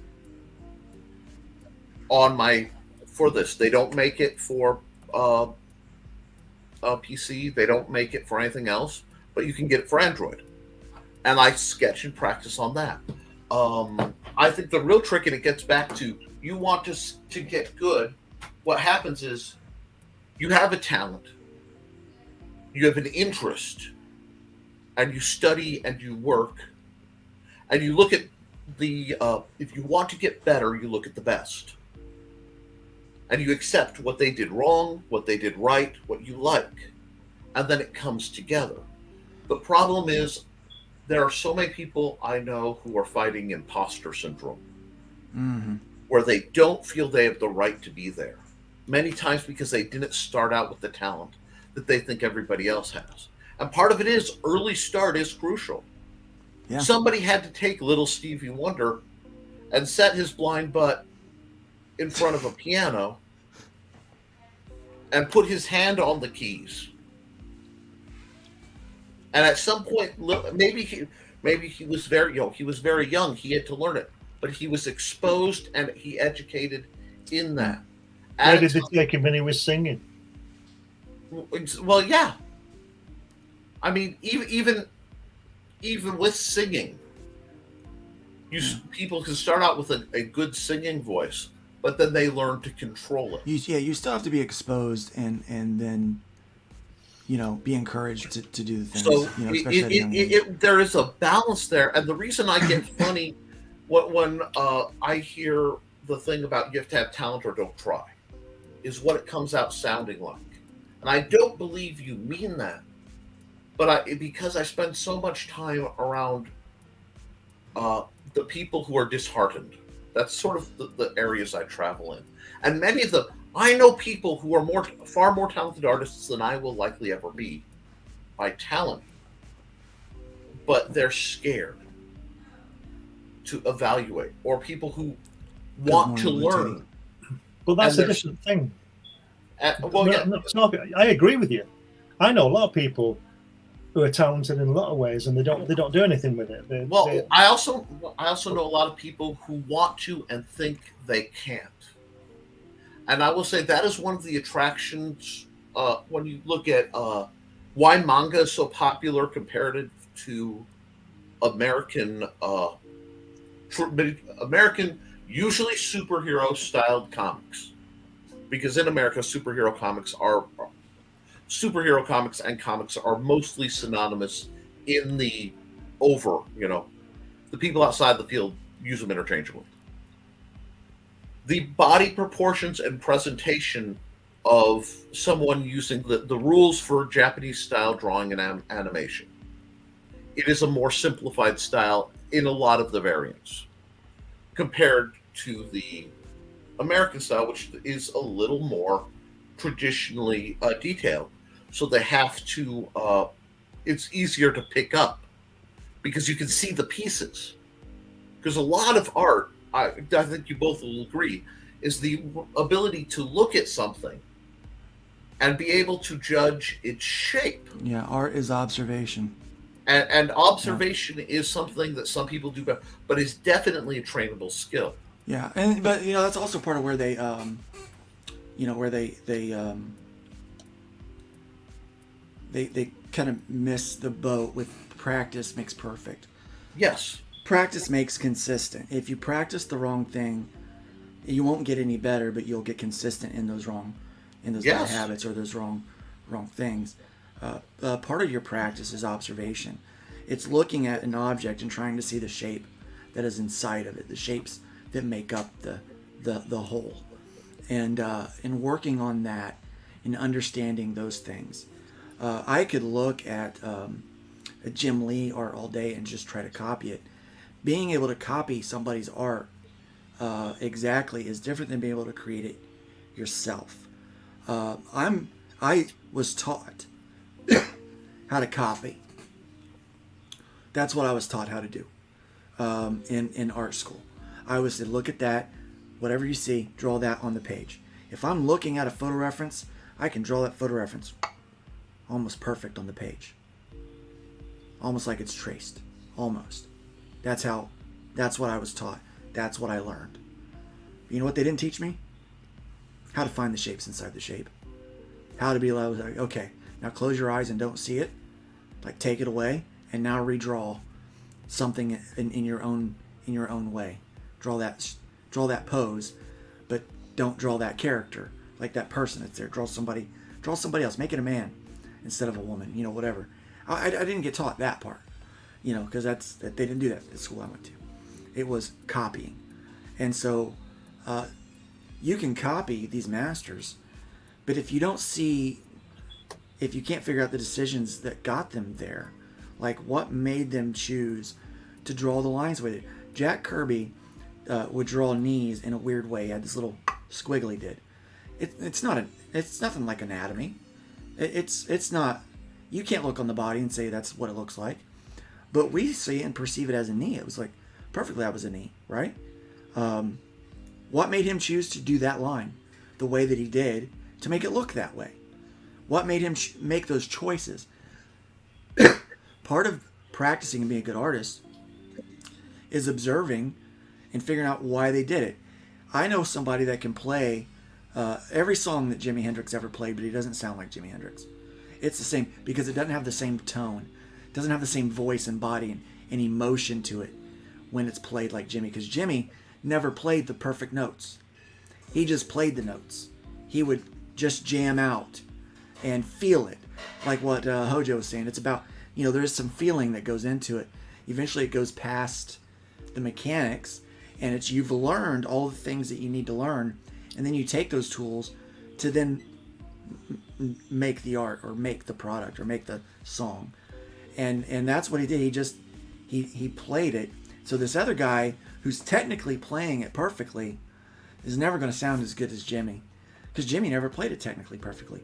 Another one of my favorite guitarists is Stevie Ray Vaughan, another guy who never played anything technically perfect, never did, but it sounded so good because it was those imperfections that made it come alive. And that which is goes the back talent. to what you're talking about. That is the talent. You can learn how to play the guitar, right? But you don't learn how to play it like Jimi Hendrix, right? You can, and that is the talent. That's what Nick was saying at the top. You can get to about 80%.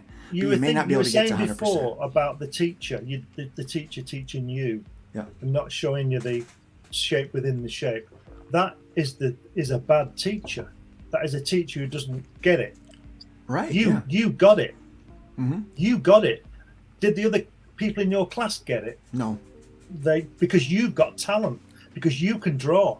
You've got talent. You saw those lines within the lines when the person that was entrusted in teaching you to see didn't see. And that's because they didn't have the talent, but you have. Because the other I can teach it to someone. Well, yes, you can, but you can't make them get it. You can't make them get it. Yeah, and Johnny does make a good point. There are people that don't even get the chance to show their potential or skill. It doesn't mean they don't have it, and that's true. I know a lot of people that life has taken them in directions that won't ever allow them the opportunity to be recognized for what they're capable of doing. My mother I've got a notebook where she wrote song after song, lyric after lyric. She wrote poems and she wrote stories. She was incredibly gifted, incredibly creative, and no one will ever know her name but me and my family. No one will ever know her talent. My daughter will. I've passed on that notebook to my daughter because my daughter likes to write and do those things. My mom wanted to be she started playing steel guitar when she was a kid. Stopped going to lessons because she thought that her family couldn't afford it. And so she stopped going to lessons, never pursued playing guitar anymore. She used to want to be a commercial artist, but she couldn't afford to go to school to learn the things she did. She had a talent for art. But at 17 years old, she was pregnant and married. And her husband was cheating on her and kept her, buried away. And then now she's got kids. He dies. She's on her own. She's a single mom with 3 kids. And life from that point just kept hitting Bertha one big hit after the other. And she died at 71 years old. What's that? The thing is that that's just well, I won't say it because I won't say it. We're not talking about that. That's like saying he could have been a great artist, but he got knocked down by a tram. That's life. We're talking about talent in people. Like this comment here, people who don't even get the chance to show their potential or skill. And while that's true, we won't know, will we? We don't know what they had because they never showed it. So that could apply to anything. Welcome, Owen Dasco. Nice to have you here today, buddy. Hard work beats talent when talent doesn't work hard. Yeah, I agree. Absolutely. I quite agree. But we're not talking about that. We're talking about talent. We're not talking about application. We're not talking about anything to do with that. Well, we are talking about application. We're talking about the tools to manufacture awesome. Well, you can't manufacture awesome. We were talking about learning talent. You can't learn talent. Look at the top of your screen. The name of this show is Tools to Manufacture Awesome. That's what we've been talking about since the beginning. We've been talking about the different tools. And so hard work and talent go hand in hand with that. But talent without hard work ain't going to get you there. I agree. You've got to work hard to get there. But you've got to have the talent to put the hard work to. If Welcome, you're the hardest. And Cameron, guess what? Cameron is a new channel member. You know what that means? I didn't notice it because StreamYard's giving me a little mess. But we got a new channel member, so we dance.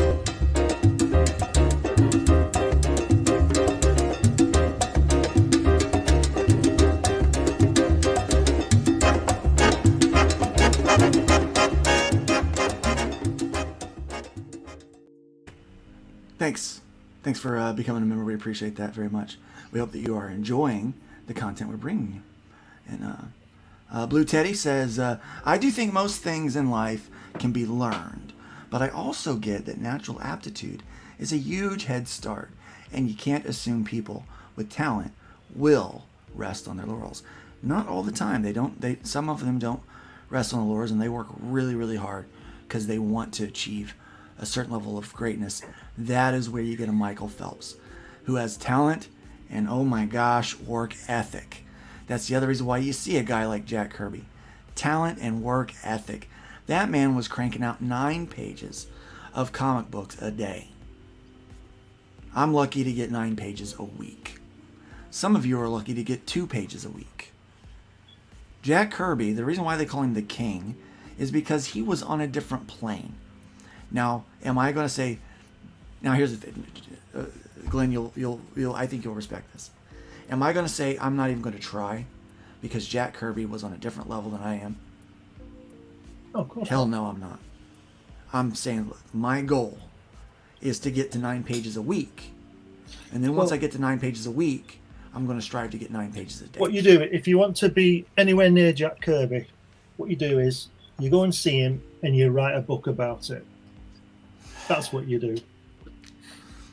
I'm gonna be honest. And then somewhere Brian K. Norris is so proud of you. And then you have the nous to go there with a video camera and you film yourself talking to him in a studio. Oh my and gosh! Can get both of these things off me. Let's take just a quick break, and I want to show Glenn's video. with his for this. Don't show it all. Jack Kirby. I want people to buy it. Well, no, just your promotional video. I know. I'm trying to find where I've got this. I've got it tucked away for just moments like this. Unfortunately, it means I have to read, and I have to read small print. So I did this thing. I figured out the other day my StreamYard was zoomed into 300%, and I couldn't figure out why I couldn't see anything on the screen. And I realized that the wheel that I'm using for my I've got a little controller that I use for my screen for drawing. That if I'm on the browser window and I start hitting it, I don't realize it. It zooms my browser window in and out, so things get really small or get really big, and in my window, all of my icons for those videos are really, really small. So everybody, let's check this out.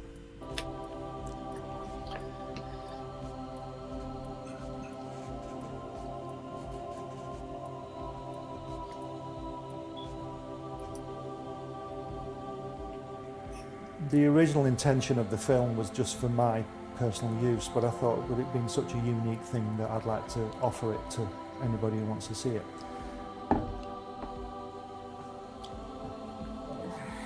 On the first visit, Jack took us into his another room, a separate room, and there were these brown parcels full of artwork piled up, and he said to me, "You draw like I do."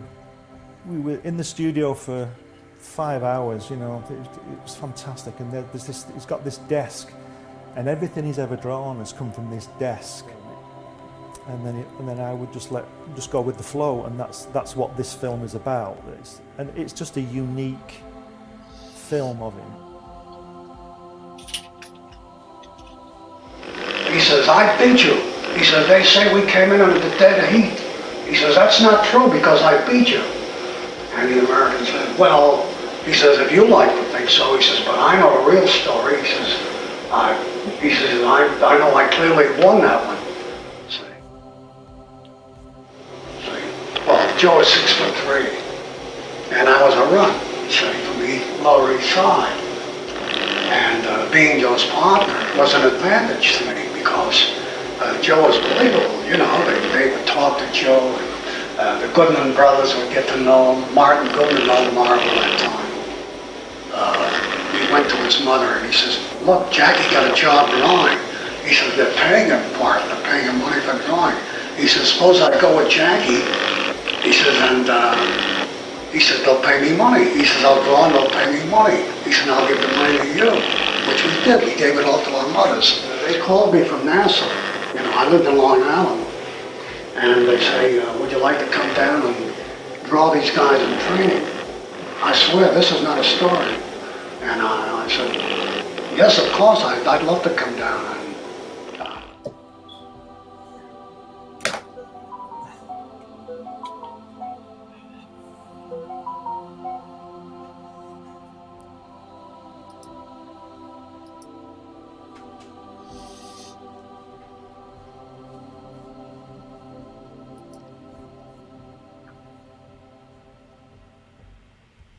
And you can get that still from Glenn. Is that on demand on Indiegogo or on Amazon? No, I've taken it off that. Just if they contact me, they can get me on Comics Unlimited magazine at gmail.com if anybody wants to talk to me about it.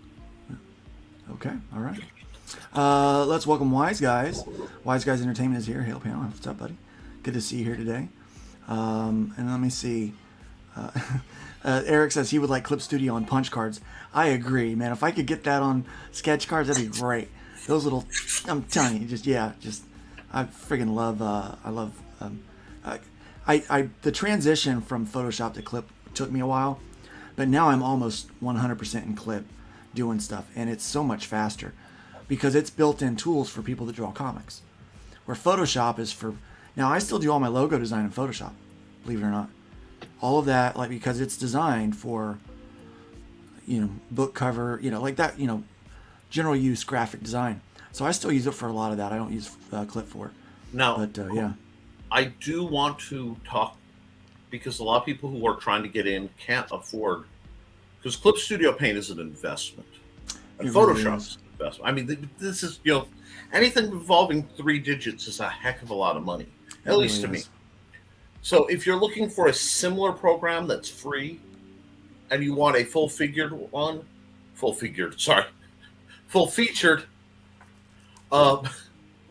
look at Krita, Krita. It was made for doing manga art. It's really a great program. I was actually in the process of learning it before Luke. A combination of Luke and a program called Drawfee convinced me to slip over to Clip Studio Paint as my new. Yeah. Now I will say this: Clip Studio does have a monthly subscription. We are not sponsored by Clip Studio, guys. But if Clip Studio wants to sponsor us, then by all means we'll do that. We are also not sponsored by Gemini, but we love Gemini mailers and Gemini products. You can actually save 10% off your Gemini order if you use our code NERD10. That is specific to this channel, NERD10, because of the Nerd Bacon and the Nerd Cap and the Nerd Word and the Nerd. Well, the nerds are sitting here in front of you right now. So NERD10, don't forget to use that. Nerd is the word. Dojo Kun says this stuff is deep. It is, I mean, what we're talking about is like this is real conversation about real tools that it takes to get there to produce what it is that other people want to consume. It's not easy. It's not easy to do it. There's a lot of work that goes into it, and there's a lot of talent that goes into it. Blue Teddy says, especially in artistic fields, it's rare for talented people to know they're talented because we judge the externally. We judge that externally, and art isn't highly valued. How many prodigies were missed because they showed their art to mom and dad, and how many got dismissed? Like that. That's nice. Yeah. Probably a lot. I mean, and how many times do you hear about an artist, especially in fine arts, who isn't discovered till after they're dead? Oh, sad. The artist lives in, relative squalor, and then their paintings are worth more. I think that's mechanical. I think that's systemic, and I think that's to keep. We have a very strange. Well, Vincent van Gogh comes to mind. As one. Yep. Yeah. I'm not real familiar with a lot of my fine arts people, but now I know like the Michelangelo did pretty well. He did pretty well because he got in with the church and doing work for the church. That was smart. He got in with Leonardo. And he got in with Leonardo. Yep. But Leonardo was more than an artist. Now there's somebody with talent and hard work. Exactly. You know what I mean? He was an artist. He was an inventor. He was a scholar. The man was on a different plane. I think the least of his talents was his painting. Yeah, like that was the talents. Yeah, and I don't think he really applied himself to the painting part. I think that was unwinding for Da Vinci. That was the one he got his cash from. Yeah, yeah, something quick. Let me just throw out something quick. But no, I mean, there's a lot of times that happens. The Sistine Chapel was Da Vinci's OnlyFans. And he didn't do most of that. His helpers did most of it. Yeah. He directed. His OnlyFans. A lot of nudity up there. A lot of nudity. Nothing wrong with that. That's the way God made us. Right. Okay, then. Here we go. Here we go. This sounds like the theme to Mr. Holland's Opus. It might be. Now, here's the last thing I want to talk about is there's one more tool that we haven't mentioned. We've talked about talent. We've talked about work. We've talked about different methods of doing this stuff. We've talked about attitude and perspective and how to take it. But now I want to talk about the last real tool to manufacture awesome, and that is your partnerships, the people that you have in your circle, and how they can either lift you up or tear you down.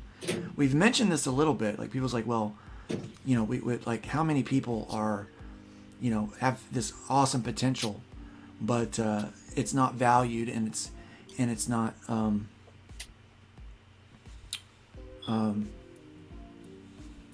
it's not nurtured. Supported? It's not supported. Yeah.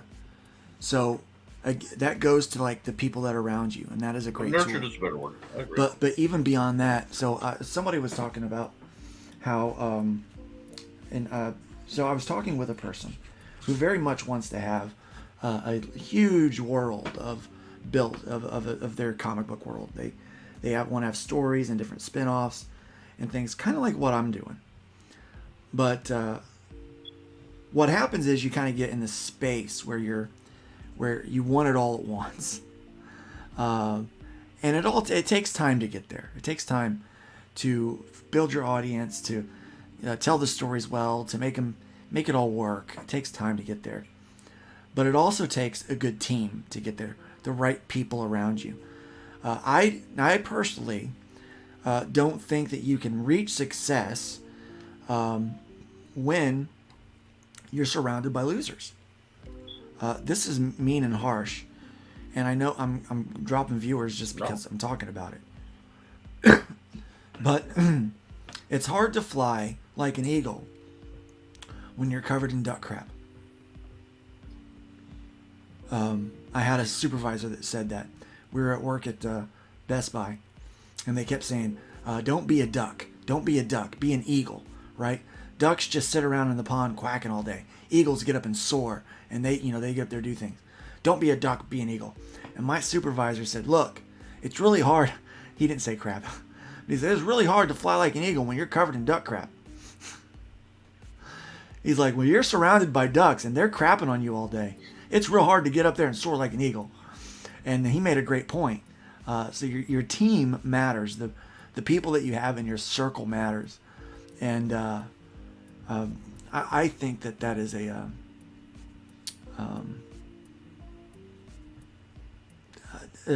valuable lesson that I've learned over the years. I've made a few partnerships that have slowed me down and held me back. And Nick and I had the conversation about this just the other day, actually. Agent Zero says successful talent is the better showman. Yeah, it is. Let's go a couple more comments here. This sounds like I already got that one. Cameron says, I haven't been here in a minute. College has been kicking my butt. I'm going to get my day started. Everyone have a great day, and thank you. Thank you. It's great to have you here today. We got Christopher John here today. Don't look for sympathy from your British co-host. Apparently, somebody doesn't like the Brits. So attention has been paid. Yeah, exactly. Right. It's like, and how much do we care? I want to clarify something too, because people think, and I get this. Do you have a beef with Glenn? Absolutely not. Glenn is one of my favorite people because I can disagree with him passionately, and then we can not have a good day and come back about talk about something else. Let me just add to that. Whatever happens from now on in the next half an hour, from my point of view, I guarantee that the three of us won't fall out. No, guaranteed. Absolutely. Yeah. So of course not. Of course not. If you don't like your British co-host, go and watch something else. Right. Yeah. There's plenty of other channels out there. Well, thank you for the comment because it shows that attention has been paid. Because here's we're acknowledging you. As the greatest writer of all time said, William Shakespeare. Oh, he was British. Yeah. Here's the deal. My family actually, you know what? I did it. So here's the deal. I did a family tree thing because I wanted to figure out where we came from because there was some talk that my we family all came from Ethiopia. Right. So anyway, I'm just gonna pop right over that one. So I was actually looking into my family history. On 7, but we're not supposed to talk about. I was trying to figure out where we came from. You don't want to go there. And here's the thing: my family was actually British. We were actually British nobility. We were nobility over there.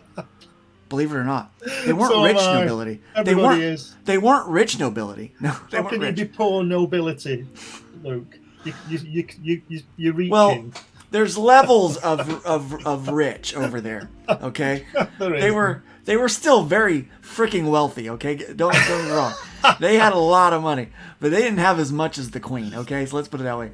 They had a lot of friggin' money. But so anyway, they actually left England to colonize the United States, and one of my great grandfathers was the first elected official in the United States, and they were in the North, and they were also anti-slavery, which is one thing I wanted to find out, because if they weren't, I was going to be like, man, my forefathers sucked, because I have no problem calling them out on their bullcrap.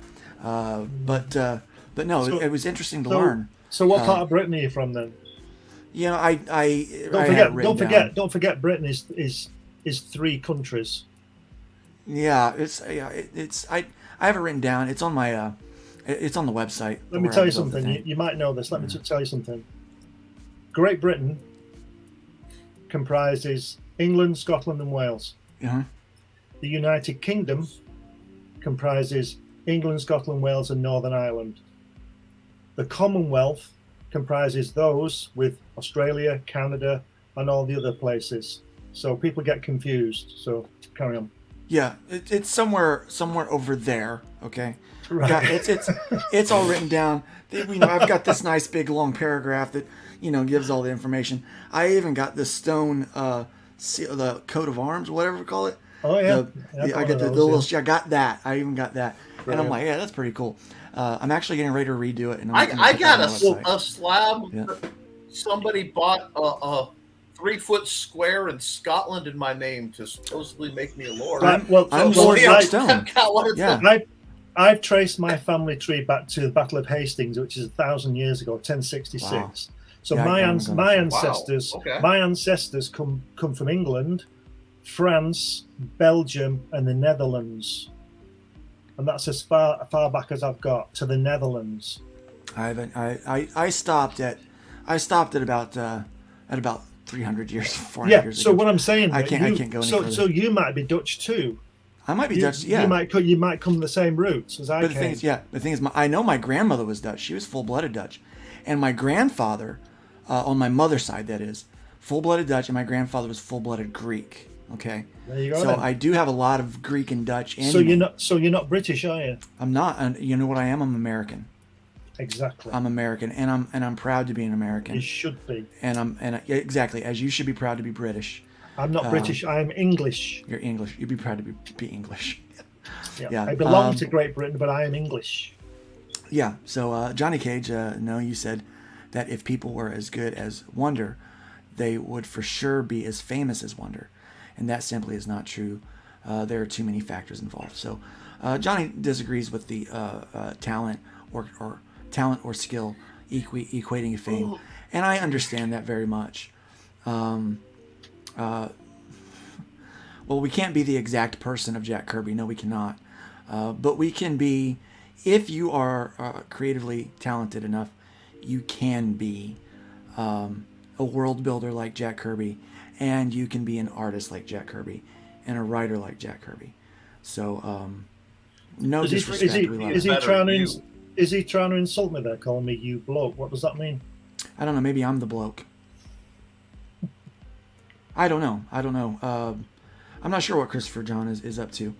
I do. I know what he's up to. We've gotten to the core of it, guys. Here, I missed this comment. His father-in-law's from Manchester. That's what it is. He's like, oh yeah. And you're welcome. I'm not from Manchester, Christopher. So, Froggy's got to hop out. And thanks for giving the true geography of Britain. Justin is Scots, Irish, and Swedish, with just a touch of Montana, American Indian.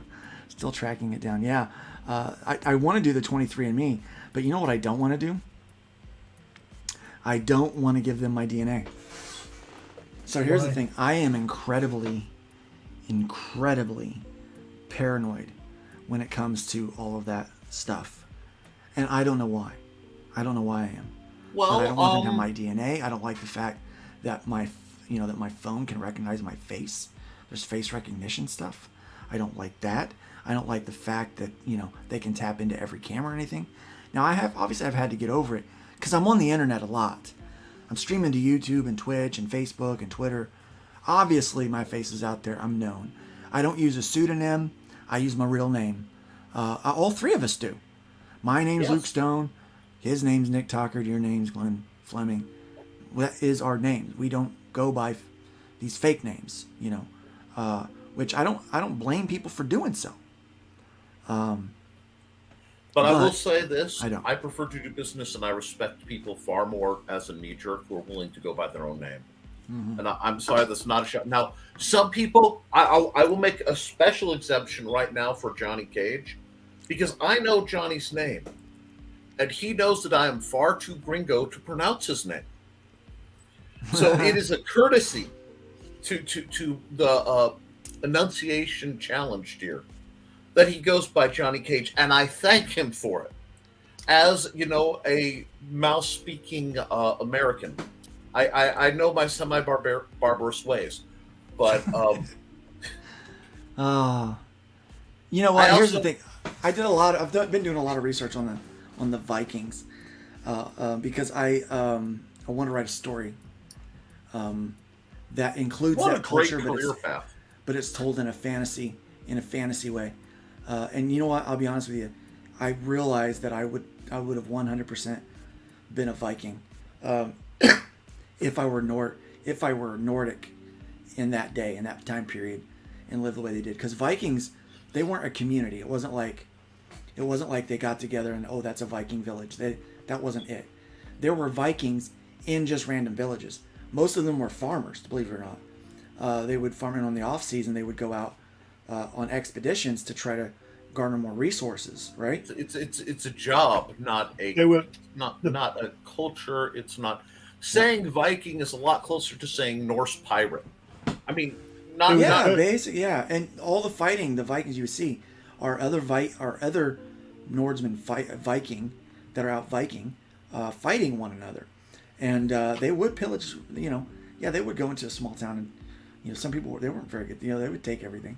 The Vikings were one of the most cultured people on the earth at the time. I know they did a lot of battling, but so did the Romans. Everybody thinks the Romans were great, but look at the stuff they did. It's a good job they didn't have a tank or a machine gun.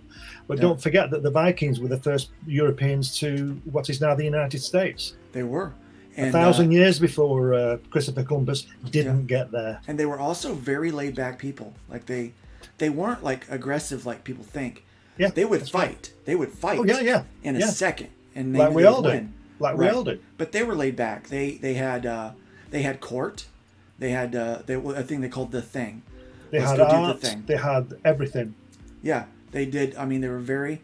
And here's the thing: they were high about hygiene, and the reason why a lot of them had blonde hair was because what they used to clean their hair would bleach it, and they actually preferred the blonde look. No, that's not true. Well, that's what I found in a history book. That's a lot of them were blonde. But in the history book, it says Lee Oswald shot Kennedy, and he didn't. We'd like to remind folks that Glenn is, of course, an international commenter speaking his opinion, and none of the agencies that are a jumble of alphabet soup need to worry, because we are completely in line with all our given dogma. Sorry. Anyway, go on.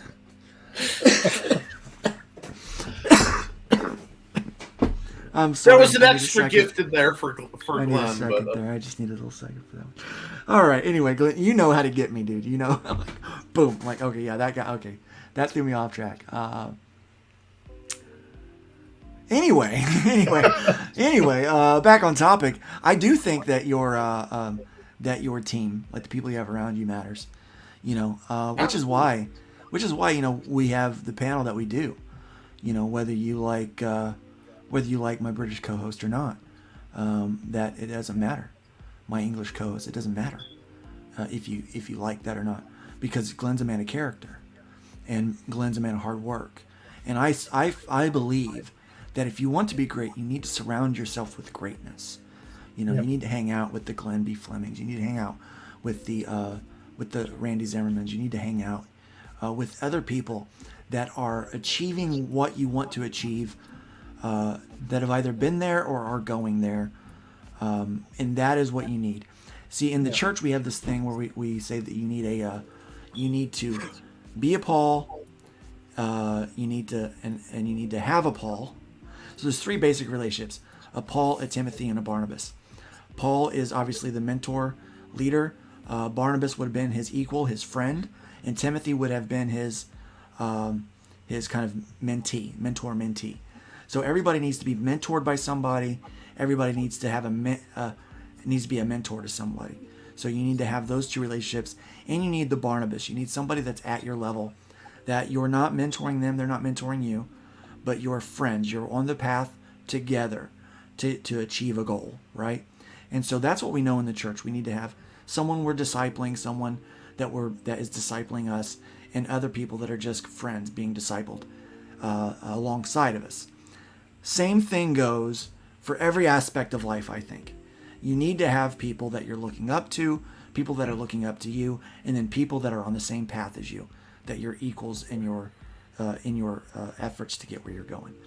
I think having surrounding yourself with the right team is important. Now, I have 2 occasions where I've surrounded myself with the wrong people, and it has been bad for my business. One was with Terraform Comics. I'm not going to say everyone I was surrounded with was bad. They were not. I had some great people in there. We had Eric Hodson, a part of that team. We had Meredith, a part of that team. We had at one point we had Brian K. Morris as a part of that team. I had some good people, but I had some other people that didn't have the best interest of everyone in mind. They had the best interest of themselves in mind, and they wound up holding back and hindering the entire group and each individual from achieving greatness. Then we had another issue with Liberty Distribution. Again, that held some people back. A whole bunch of people held a whole bunch of people back. But these are instances where you partner with the wrong people. Now, had you partnered with the right people, and let's take the instance with Liberty Distribution and just flip that on its head for a moment. Because of that, it got Arrow Comics doing what it's doing, but then it also put together all the guys and gals that were a part of the Long Shots campaign and were a part of the Kickstarter version of that as the Fellowship of the Indies, and it created Barnabases, in my opinion, of people that are walking the same path, moving in the same direction. We're not mentoring each other. We're not being mentored by each other, but we do help share information. But we worked together to achieve a common goal, and we got there, and we're moving forward together. Maybe at different paces, but we're definitely moving forward together. Who you surround yourself with is extremely important. If you are on the internet with trolls, you're going to be a troll. If you're on the internet getting into Twitter drama all day long, you're not going to produce anything. If you're around people that are making things, then you're going to make things. If you're working on a project and you're hiring people and partnering with people to make a comic book or to make an animation or to make let's use this as a band as an example, because this is a really easy one. You could have the most talented drummer in the world, but if he doesn't show up to practice and he doesn't show up for gigs, what good is he? He's worthless. Man, I had this drummer, he was great. He'd miss half the practices, and one day we had a show, and he wasn't there, and I'm like, hey, dude, where you at? We're in Indiana, okay? Mind you, we're in Indiana. And I said, hey, dude, where you at? You're supposed to be here. We're doing load up. We got a show in an hour across town. We need to go do it. He's like, dude, I'm in Tennessee. I'm like, why are you in Tennessee? He's like, visit my girlfriend. He goes, dude, I said, you knew we had a gig today, right? Oh, yeah, I just wanted to come see her. And I'm like, well, are you going to be here? Dude, that's 8 hours away. I can't make it. Well, that's not my fault. That's your decision to do that. We had to cancel a show. We had to break our commitments and lose money because of this Yahoo, right? So guess what? That drummer got fired, and we got another guy. The other guy was not quite as talented, but he worked hard and he could play the songs. But you know what he was? Determined and dedicated and on time. He showed up to every practice, not on time, but early, and he was at every show. And he wound up becoming better than the other guy because he put in more work. We like playing with him more. And your team really, really matters. I could tell you a similar story about when I used to play soccer like that. Yeah. You know, you're right. Teamwork is. Christopher apparently is joking. We So, know, Christopher. We love you. Yeah. There's no problem. Yeah. It's just a conversation. We welcome you. It's always Yeah. fun to be here. And yeah, the text can be hard to understand.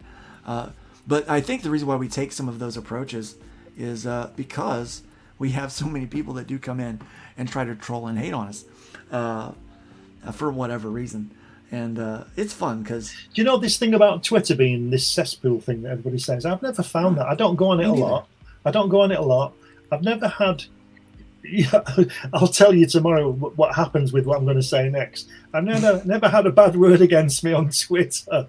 Right. Christopher, are you listening? So challenge. But you know, challenge presented. Challenge accepted. I don't go on that often. But I've never really seen all this animosity that everybody talks about. But then again, I'm not on it, so I've seen it, but I block those people. I use that feature. Some people are like, "Oh, I don't want to block people. It's rude." I don't care if it's rude. It's rude for people to come bothering me. That's what's rude. So you know what? If I cultivate your life experience. Right. Yeah. Curate it. Curate and cultivate. Yeah. Grow the good stuff and weed the bad stuff. I actually because I have the same thing. I have lots of people on Twitter, and I mean, once in a while I'll see drama between other people. Yeah. And I pull out my popcorn. I've had a couple of toughs, but like, I don't really have much hassle with folks. I actually have more trouble with fake people on Facebook who I know in person and feel safe. They feel safe behaving in a certain way. Right. Facebook I can't stand. There's a lot of people that because I share my faith on Facebook a lot, because I got a lot of church people and a lot of friends that I know in real life, like personally, like I could go to their house on Facebook, and there are people that I don't know that like to come in and just spew their thoughts and their ideas that and sometimes I just choose not to engage, which I think really upsets people when I don't engage with them. I just let them. I read their comment and I just move on. It's something else. But yeah, Twitter, I've not had a lot of bad. All of my bad experiences have been on Facebook with people seeking me out to disagree with me. And I had that like 2 times on Twitter. Here's the thing. I think when you make something, and if you make enough of something, people start to see it, and then they start feeling some kind of way. That you're making something. And maybe they look at what they're doing and they're like, well, I'm not making as much, or maybe I'm not making it good enough. Like what they're making is better and they're making more of it. And maybe they start getting a little attitude, right? And they're feeling some kind of way about it. And instead of being like, wow, they worked really hard, maybe I should work a little bit harder to try to get there. Instead of turning that in as a mirror and say, okay, what can I do to get where they're at and to get there? They decide what they want to do. They want to tear down a notch. Well, let me knock them down a notch. That way we're a little more even on the playing field. So they may have, I don't want to say, maybe they're more talented, or they've worked harder, or they've produced more. What they have, it's better than mine. It's better than what I'm doing. It's more realized than what I'm doing. So rather than me getting there, let me find a flaw with them. So, they're Republican. Well, I'm not a Republican. Well, they're a bigot. Well, I'm not a bigot. Well, they're this. I'm not that. I'm not an ist. I'm not a phobe. I don't hang out with ists or phobes.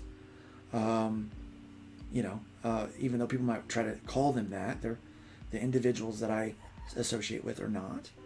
And it drives people crazy. And I see it all the time. Like when they see someone that's achieving something, they want to go after them. It's ugly.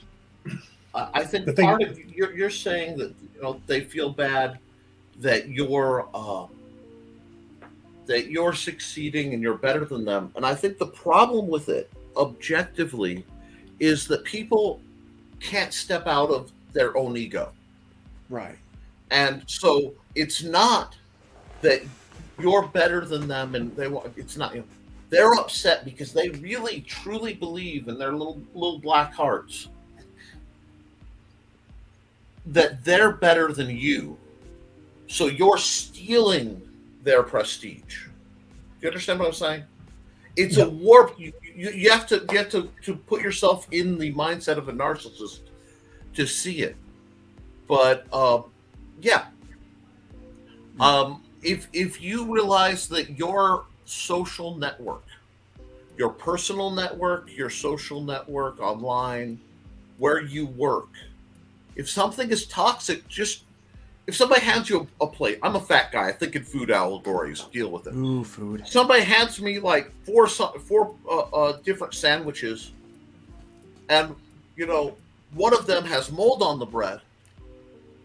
I don't eat the sandwich or keep eating it. We've all bitten into something and found out it wasn't as good as it looked. I pitch it and I go on with my day.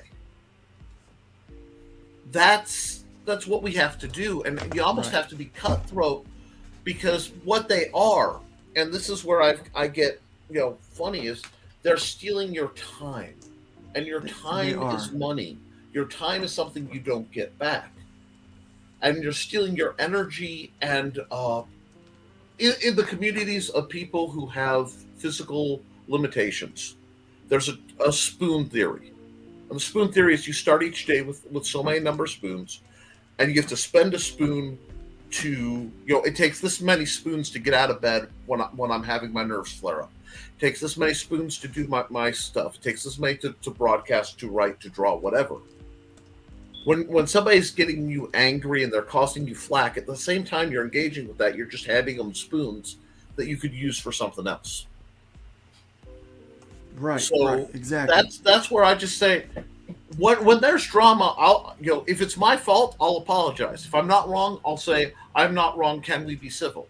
If you can't be civil and you can't admit I'm right, you can do it elsewhere. And I'll just, I'll cut the thread to you.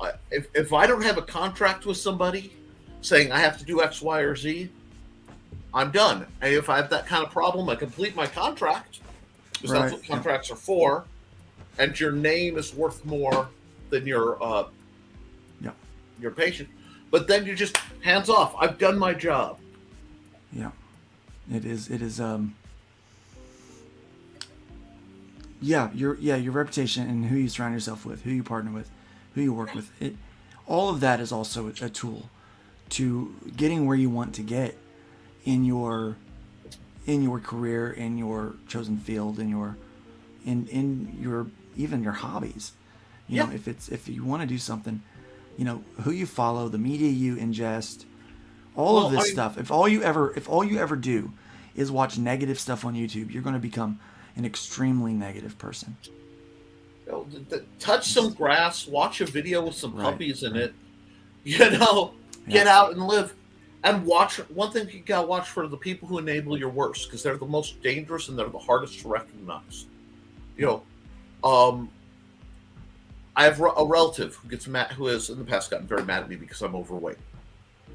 You get that. Oh well. But at the same time, anytime I come over, they're trying to hand me extra dessert. It's like, stop doing that. If you think I'm fat, why are they irritated? Why does it bother them? What's it got to do with them? I'm just nothing. It has nothing to do with them. But that's the thing, Glenn, isn't it? Yeah. People get upset about stuff that has nothing to do with them. See, this is the thing with social media. This is what's happened. It's where you would, 15 years ago, 20 years ago, you'd argue with your neighbour. Now you can argue with anybody on the planet. Waking up in the grass, that's a problem for a whole different reason, Bob. Yeah. That's a problem for. Where do you live, Chris? We're on our way. Let's get some coffee in you and. You're Bacon Rescue Services. We're deploying a chopper now. Right, yeah. Live and we're circling the subject. He seems to be passed out. Yeah. Good Lord, where are his pants? Oh, good Lord. I'm not wearing any pants. News at 11. Film at 11. No, anyway, that's the. You guys are absolutely. I think you get it. That's why I surround myself with you guys, because you get. Social media is not the most productive place in the world. What you watch and what you ingest does matter. If all you ever. Man, I love watching some Eric July, but I don't watch it all the time. I can't, because it's always rather negative. You know, it's somebody sucks, and I'm like, yeah, you know, I'm at that age, Glenn, where I like to complain about stuff. In fact, I'm going to start streaming when I do art, and I'm going to call it Luke Draws and Complains About Stuff. That's what this show's going to be called. And I'm not really going to have anybody else on, and I'm not going to really pay attention to the chat. I'm just going to draw and mumble and murmur about all the stuff that just irks me. Well, I'll come on that show as a guest, and I'll draw with a computer, and you can hear me cuss and scream. I would love it. I would love it. That would be brilliant, wouldn't it? I would love it, and I'm going to advise anyone. But the thing is, you see, is that what you would see is that I'm quite good at it. Really, it's just that I don't do it. It's just that I don't do it. Probably, yeah. Not probably. I'm quite good at it. Okay. But I just prefer to use a pencil and a piece of paper. I just like doing it. And we all have those preferences. And we all, it's okay. but it's like John Lennon said: whatever gets you through the night, it's all right. So right. Exactly. I'm not saying to even people, if it's Yoko Ono. Well, that's another story. She's lovely, Yoko. Anyway. Right. Yeah. And so I'm not just saying like Lee Harvey Oswald. No, I'm joking. What can I say? Read my book. Yes, it's time. It's time to put this thing to. Read my 2 books about Lee Harvey Oswald. It's time. It's time to turn the heat off and then you'll know what went down. And dump the grease and put the pan in the wash. It is time. This episode of Bacon, it needs to be wrapped up. Let's eat the crumbs and figure out what we're gonna do with the leftovers. Glenn. Yes. Glenn, tell them where they can find you. Give them any last any last words for the day, and anything. Lee Harvey Oswald. Right, you can find me on Amazon. All my work on books, about 10 books I've written, published on there, magazines and all sorts of things. Because I also do this magazine. Oh, nice. I write this, publish it, design it, do all the things. I do everything. And this is done in the It's a magazine. It's a quarterly magazine. Oh, okay. We got Guy Doran in there, Howard Chaykin interview. This is number 1 actually, but number 10 is out now. But this is this is 100 pages. I might do, but this is 100. It's on Amazon. You can get it. It's 100 pages. Okay. Check it out. You can also get Hatch on Amazon. That's book 1. And tricks, as you know, the story about number 2. I'm still trying to get it out there because it's only going on Indiegogo and it's been ready since Christmas. But there you go. And you can get this as well. You got to get this. You got to get that. Got to get guys. This. I will attest to this. I've got the book. It's very good. But yeah, the editing was the genius, editing is incredible. But don't forget, might be the best thing. Might be the best editing ever. Don't forget, it is the best editing ever. But an editor is useless without something to edit. True. That's a round of applause. You know what I mean? So, if you want to see me hanging out with the Kirbys, I do. It's very good. It's very good stuff. And don't forget, I also designed the book. You do, I do everything. Great. You do everything, and it looks great. And I'll tell you. But if you want to email me, you can go to comicsunlimitedmagazine@gmail.com, or you can see me on Facebook and things like that. Glenn, you're very accomplished, and I know there might be people out there. Just wait till I get my guitar out. Yeah, that aren't very accomplished. It reminds me of this. If you take everything I've accomplished in my entire life and condense it down into one day, it looks decent.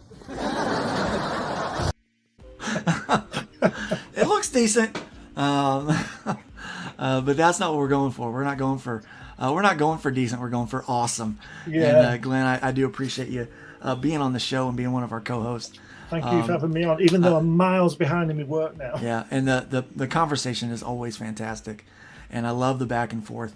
Glenn, we never always agree, but we sometimes agree. You don't have to agree, do we? But we always have a great conversation, and we always end as friends. People need to learn how to do that. They can't have a disagreement and be friends at the end. I mean, they've got to create wars. Just think 500 years ago, if somebody didn't like something, they used to burn people at the stake. It's coming back to that, isn't it? People, it really is. That's what cancel culture is.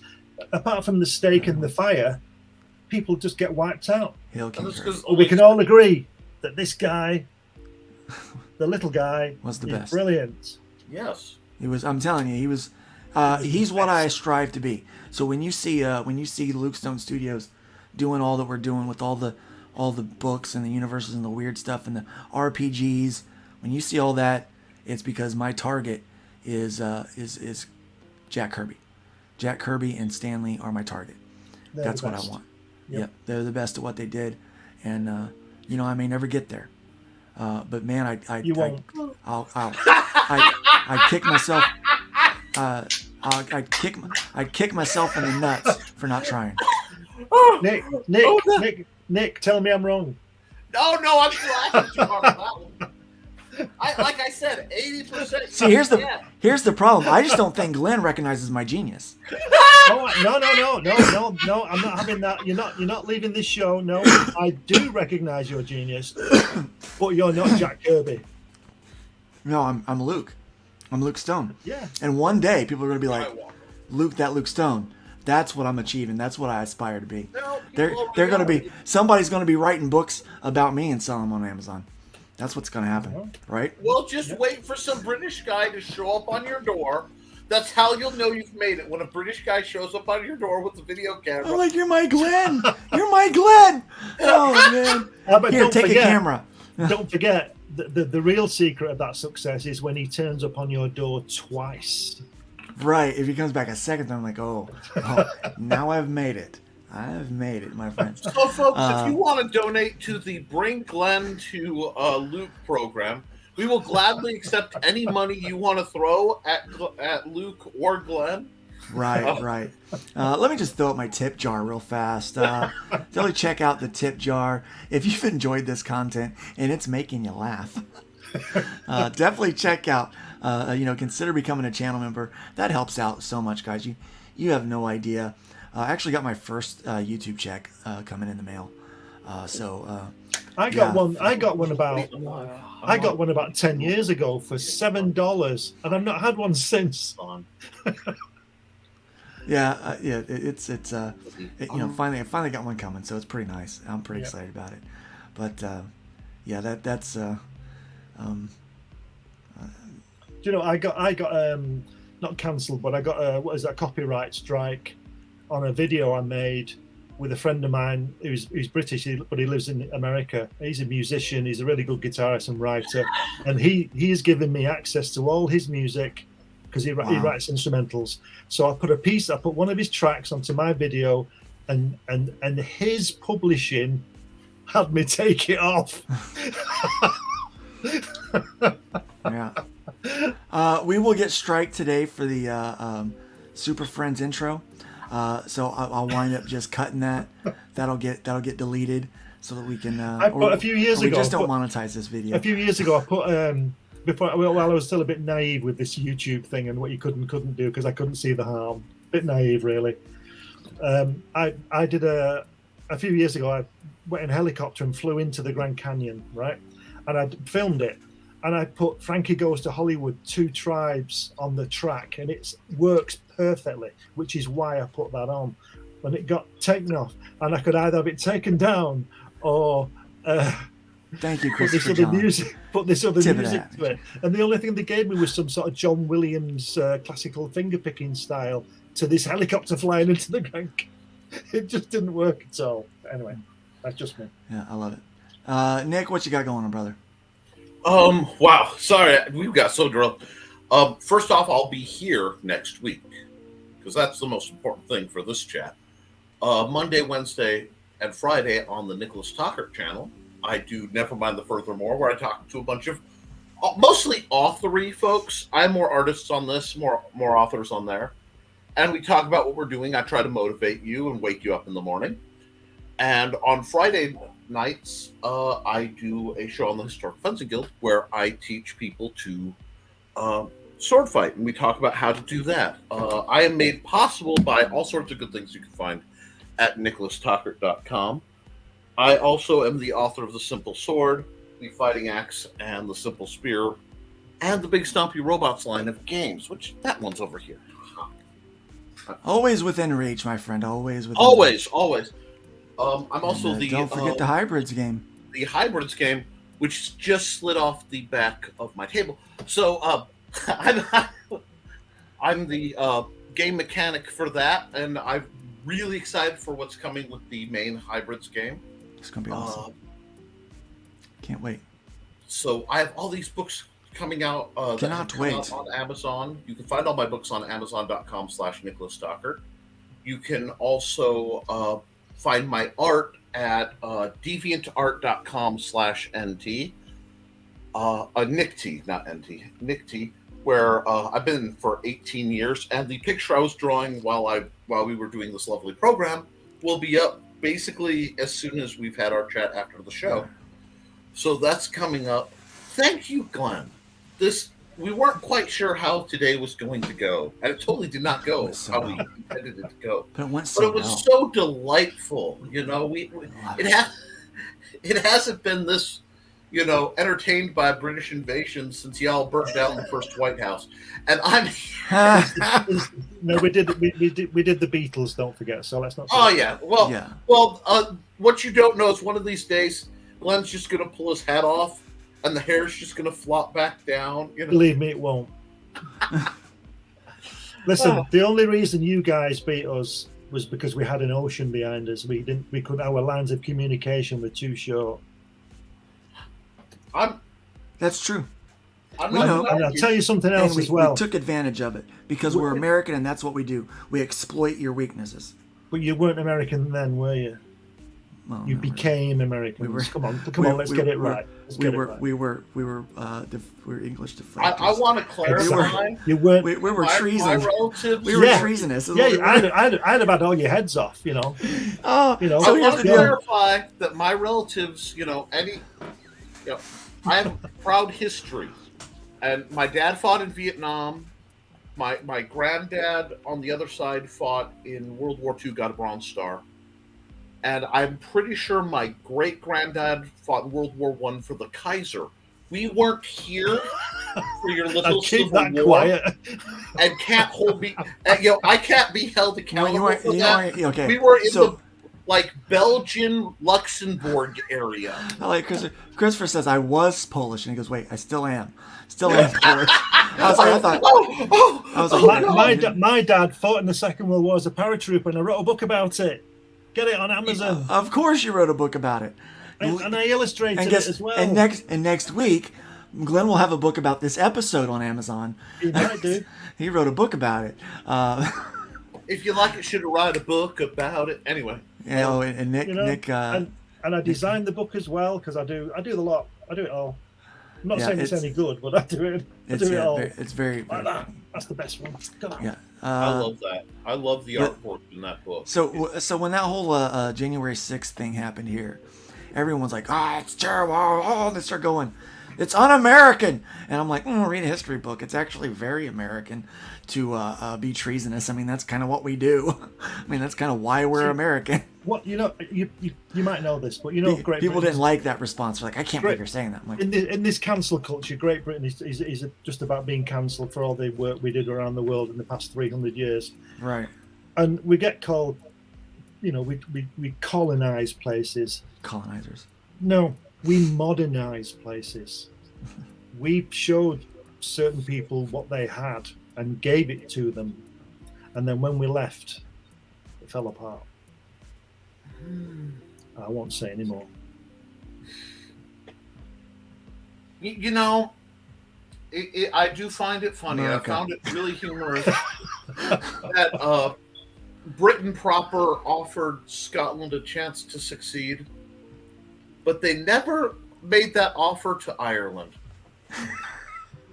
If you can't talk crap, it's not the United States. That's not true. The people in Northern Ireland want to be part of Britain. The people in Ireland want to be independent and are. It's the Republic of Ireland. And Northern Ireland is in the north at the tip, and they want to remain British. So are you saying that Ireland is just the tip? No. Their relationship with England is. If you listen, Northern Ireland. But you said it's just the tip of Ireland. Northern Ireland. It's just the tip of Ireland, right? Yeah. So the relationship they have with the Queen is just the tip. Don't speak of the Well, dead. it's the king now, but it's the king now. I don't It's the king understand now. what you're saying. I don't understand what you He's mean. making a perverted joke. Right. I still don't get it. The chat It's gets okay. it. The chat. The few people that are still with us, they get it. they get the joke. Do you know what I think everybody should do? Is just calm down and just, if you don't like it, ignore it. Stay calm and chill out, guys. Yeah, let's Yeah, all have a read more let's all comments, have a read more drink. comments. Let's all sit down and have something to eat and have a drink and a chat. Yeah. That's a good idea. That's a good Just idea. leave the missiles at home. And speaking, Can we do that? Because that's what we end up doing. I think that might have been one of the most brilliant Doctor Who episodes ever written, and that came out of the newer Who or something, where it's literally you have war in microcosm, and why not just skip the part where we're all killing each other? Yeah, and just skip that and go to how about we talk about this like reasonable people before a whole bunch of people who just want to be like farming and working jobs in factories or working jobs, jobs when you meet family. When you meet most people, they're okay, aren't they? Yeah. That's the problem. That's the problem because you're not actually going outside and meeting people. You're not actually having conversations, right? And you can disagree on things, right? And that can become part of your lore with your friends. Is that your little disagreements can be the thing. Nick and I don't agree on a lot of things. And it's so much fun. It I is. mean, if you think Glenn and I get into it, guys, you haven't seen you have no idea about the multi-hour. Okay, we'll have a quick video to discuss, what we're going to do on the next one, and something political happens, and it's like, well, why don't you? I realized early on my perspective of the January 6th thing. I didn't talk about much because like as a libertarian, I was like, that's actually very American, and the only reason why they're going to jail. I'm not saying they don't deserve to go to jail. I'm saying the only reason they're going to jail is because they weren't good enough to win. Had they won, history favors the victor. It always does. It always does. Yeah, well, they write history, don't they? Right, exactly. And so that's why we're the heroes. But in Britain, well, just think America, we're treasonous people. Yeah. But we won, so we're not now. Like now we are, we're the victor. The thing is that you're our greatest ally, and we're your greatest ally, Yes. and always will be. That will never break. Yeah. That will never break. Well, if even though we had a pretty bloody disagreement. Well, that was 200 years ago, wasn't it? Right. Yeah. Well, it's over now. So it's time to get over it. So what I'm saying is that from my point of view, when I was a kid, I wanted to be an astronaut, and if I'd have been an American, I probably would have had more chance than I'd had been English. Right. Not that I'm probably clever enough to be an astronaut, but I think you can do anything you want to do, Glenn. But you're No, right. I want to go and walk on the moon, but there's no Saturn V to take me, so I can't do it, can I? Well, I guess not. But yeah, you're right. America does offer some privileges that other countries do not have. The best place on earth, apart from where I live, is America, the United States. I should be an advocate for the United States because I've been there many times, as you know, and I'm always telling people to get over there. And I've been all over America. I've been coast to coast and right through the middle, so I know a lot of different places. I've never really sought the opportunity to live there, but I would love to live in America. And America would love to have you, brother, because it's a melting pot. Now, I'll tell you, there's a lot of people who disagree in America. Politics has ruined us, and because everyone is on social media now, and there's a disconnect and there's a lack of personal content. Tribalism. It's not even politics, because for decades we could say somebody could be a Democrat, somebody could be a Republican, and they might get a stare across the Thanksgiving table. But you can't if you. I think we resolved the Let plot. me just We say, don't know. Blue Teddy, you're wrong. You're wrong. The panel hasn't lost the plot. We never had the plot. Yeah, we were confused from the beginning. I have to keep looking up at the title to like, oh, this is what we're talking about. Let's get there. But honestly, it is what it is. And we're sorry that you're confused. But now you know how I feel like 24, well, I'd say probably 18 hours out of the day. I'm a little confused. Every waking hour, yeah. Yeah, I don't even know what I'm doing right now. I will tell you what I'm doing this weekend. This weekend, I'm going to be at my first full weekend convention, and I will be selling books. I won't have all of my books there, because I am out of stock on a lot of things, and we're doing the remasters of everything on for Arrow Comics. So the next bit of issue 3, 4, 5, and 6, which I'm out of all of those, right? I will all be Arrow Comics books, and I'll have those in about two weeks. And so I am finishing up the lettering for those this week. So not only will I have the floppies, but I will also be ordering the trade paperback, the remaster. So those files will be ready as well and going to the printer. So we're going to have issues 3, 4, 5, 6, and the trade, 5 books going to the printer this weekend. Okay, so in a few weeks I'm going to have all of those listed on my website, so you'll be able to get all of those things. But this weekend I'm focusing on selling the RPG, focusing on selling some prints, focusing on selling through the last of the original trade that I've got, and getting rid of some of these number ones, these remastered number ones that I've got. I've got quite a few of them, Glenn. Good. Nick, I don't think I'm going to run out anytime soon on these things. Well, right? I mean, it's an opportunity to make some money. Sorry, I almost had a co-host here, and we're working on that. That's all right, man. I'm telling you what, family is number one. Is he British, Nick? Is he British? No, it's like us. We're like Belgium. Belgium. It's us and Hercule Poirot. I don't understand all this conflict. You know? Yeah. It's like, what's the problem? What is all this going on? I don't understand. I don't see what the problem is. Right. I so suppose we should get out of it, shouldn't we? Yeah. So yeah, you can find me. You can find me there, and you can find my website, LukeStoneStudios.com.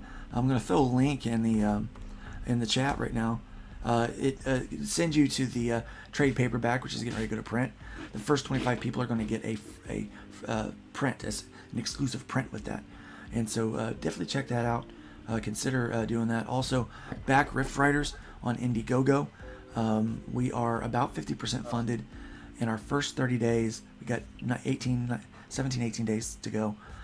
We need your help. That book is not finished. We have to fund in order to pay the artist. I'm not the artist on this one. It's one of the first books that I'm producing that we have to crowdfund for the money to produce it, because the creative team that I've put together is so good that it's costing a lot of money to do that. So we need to raise that $6,500 to be able to finish paying for production. So please check that out. It's a fun book. Played the video at the beginning of the broadcast, but check it out. It's Rift Riders on Indiegogo. That's it, guys. This has been the 30th episode of Nerd Bacon. We hit 30 today. That's fun. I think that's a fun time. Oh, this can't be. And we're trying our best. We're trying our best to continue to bring great content. Thanks for the new channel member. Thanks for the super chats. You guys have been amazing. So as always, I want to leave you with just a couple of parting words. Please try to build up more than you tear down. We have too many people tearing down, not enough building up. Try to leave the wood pile higher than you found it. And as Nick says, it doesn't really matter how you got the wood. Just make sure it gets put on the pile. So, and also... So Edison invented wood for the fire, didn't he? Edison, yeah. Is that your artwork? It is now. That's his patent 275. Yeah. Yep. Wood. Yeah, wood. I invented wood. You did not invent wood. Hey, dude. Tom, no, you did not invent wood. Yes, I did. I got the patent. Just because you have the patent doesn't mean I got it off Tesla. Yeah. Luke, you don't understand. He has permission. Yeah, but right. You don't know it. Yeah, you don't. Direct understand. descendant of Edison. My name's bigger than yours, so it's mine. It's mine now. Yeah. It's like the dogs there. There's these monkeys that put their butts on things. They rub their butt on it to show ownership. And they're like, mine, that's mine. People do that, don't they? You got people who rub their butts on things, make it theirs. But as I said, leave the wood pile how they found it. And by all means, guys, be careful out there. Let's be careful out there. Let's be careful out there.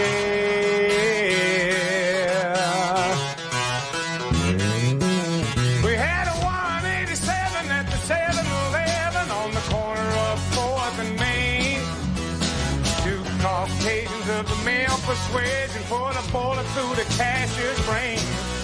Moving on, I see it 211, half a dozen 459, 218 W's a GTA, several miscellaneous crimes.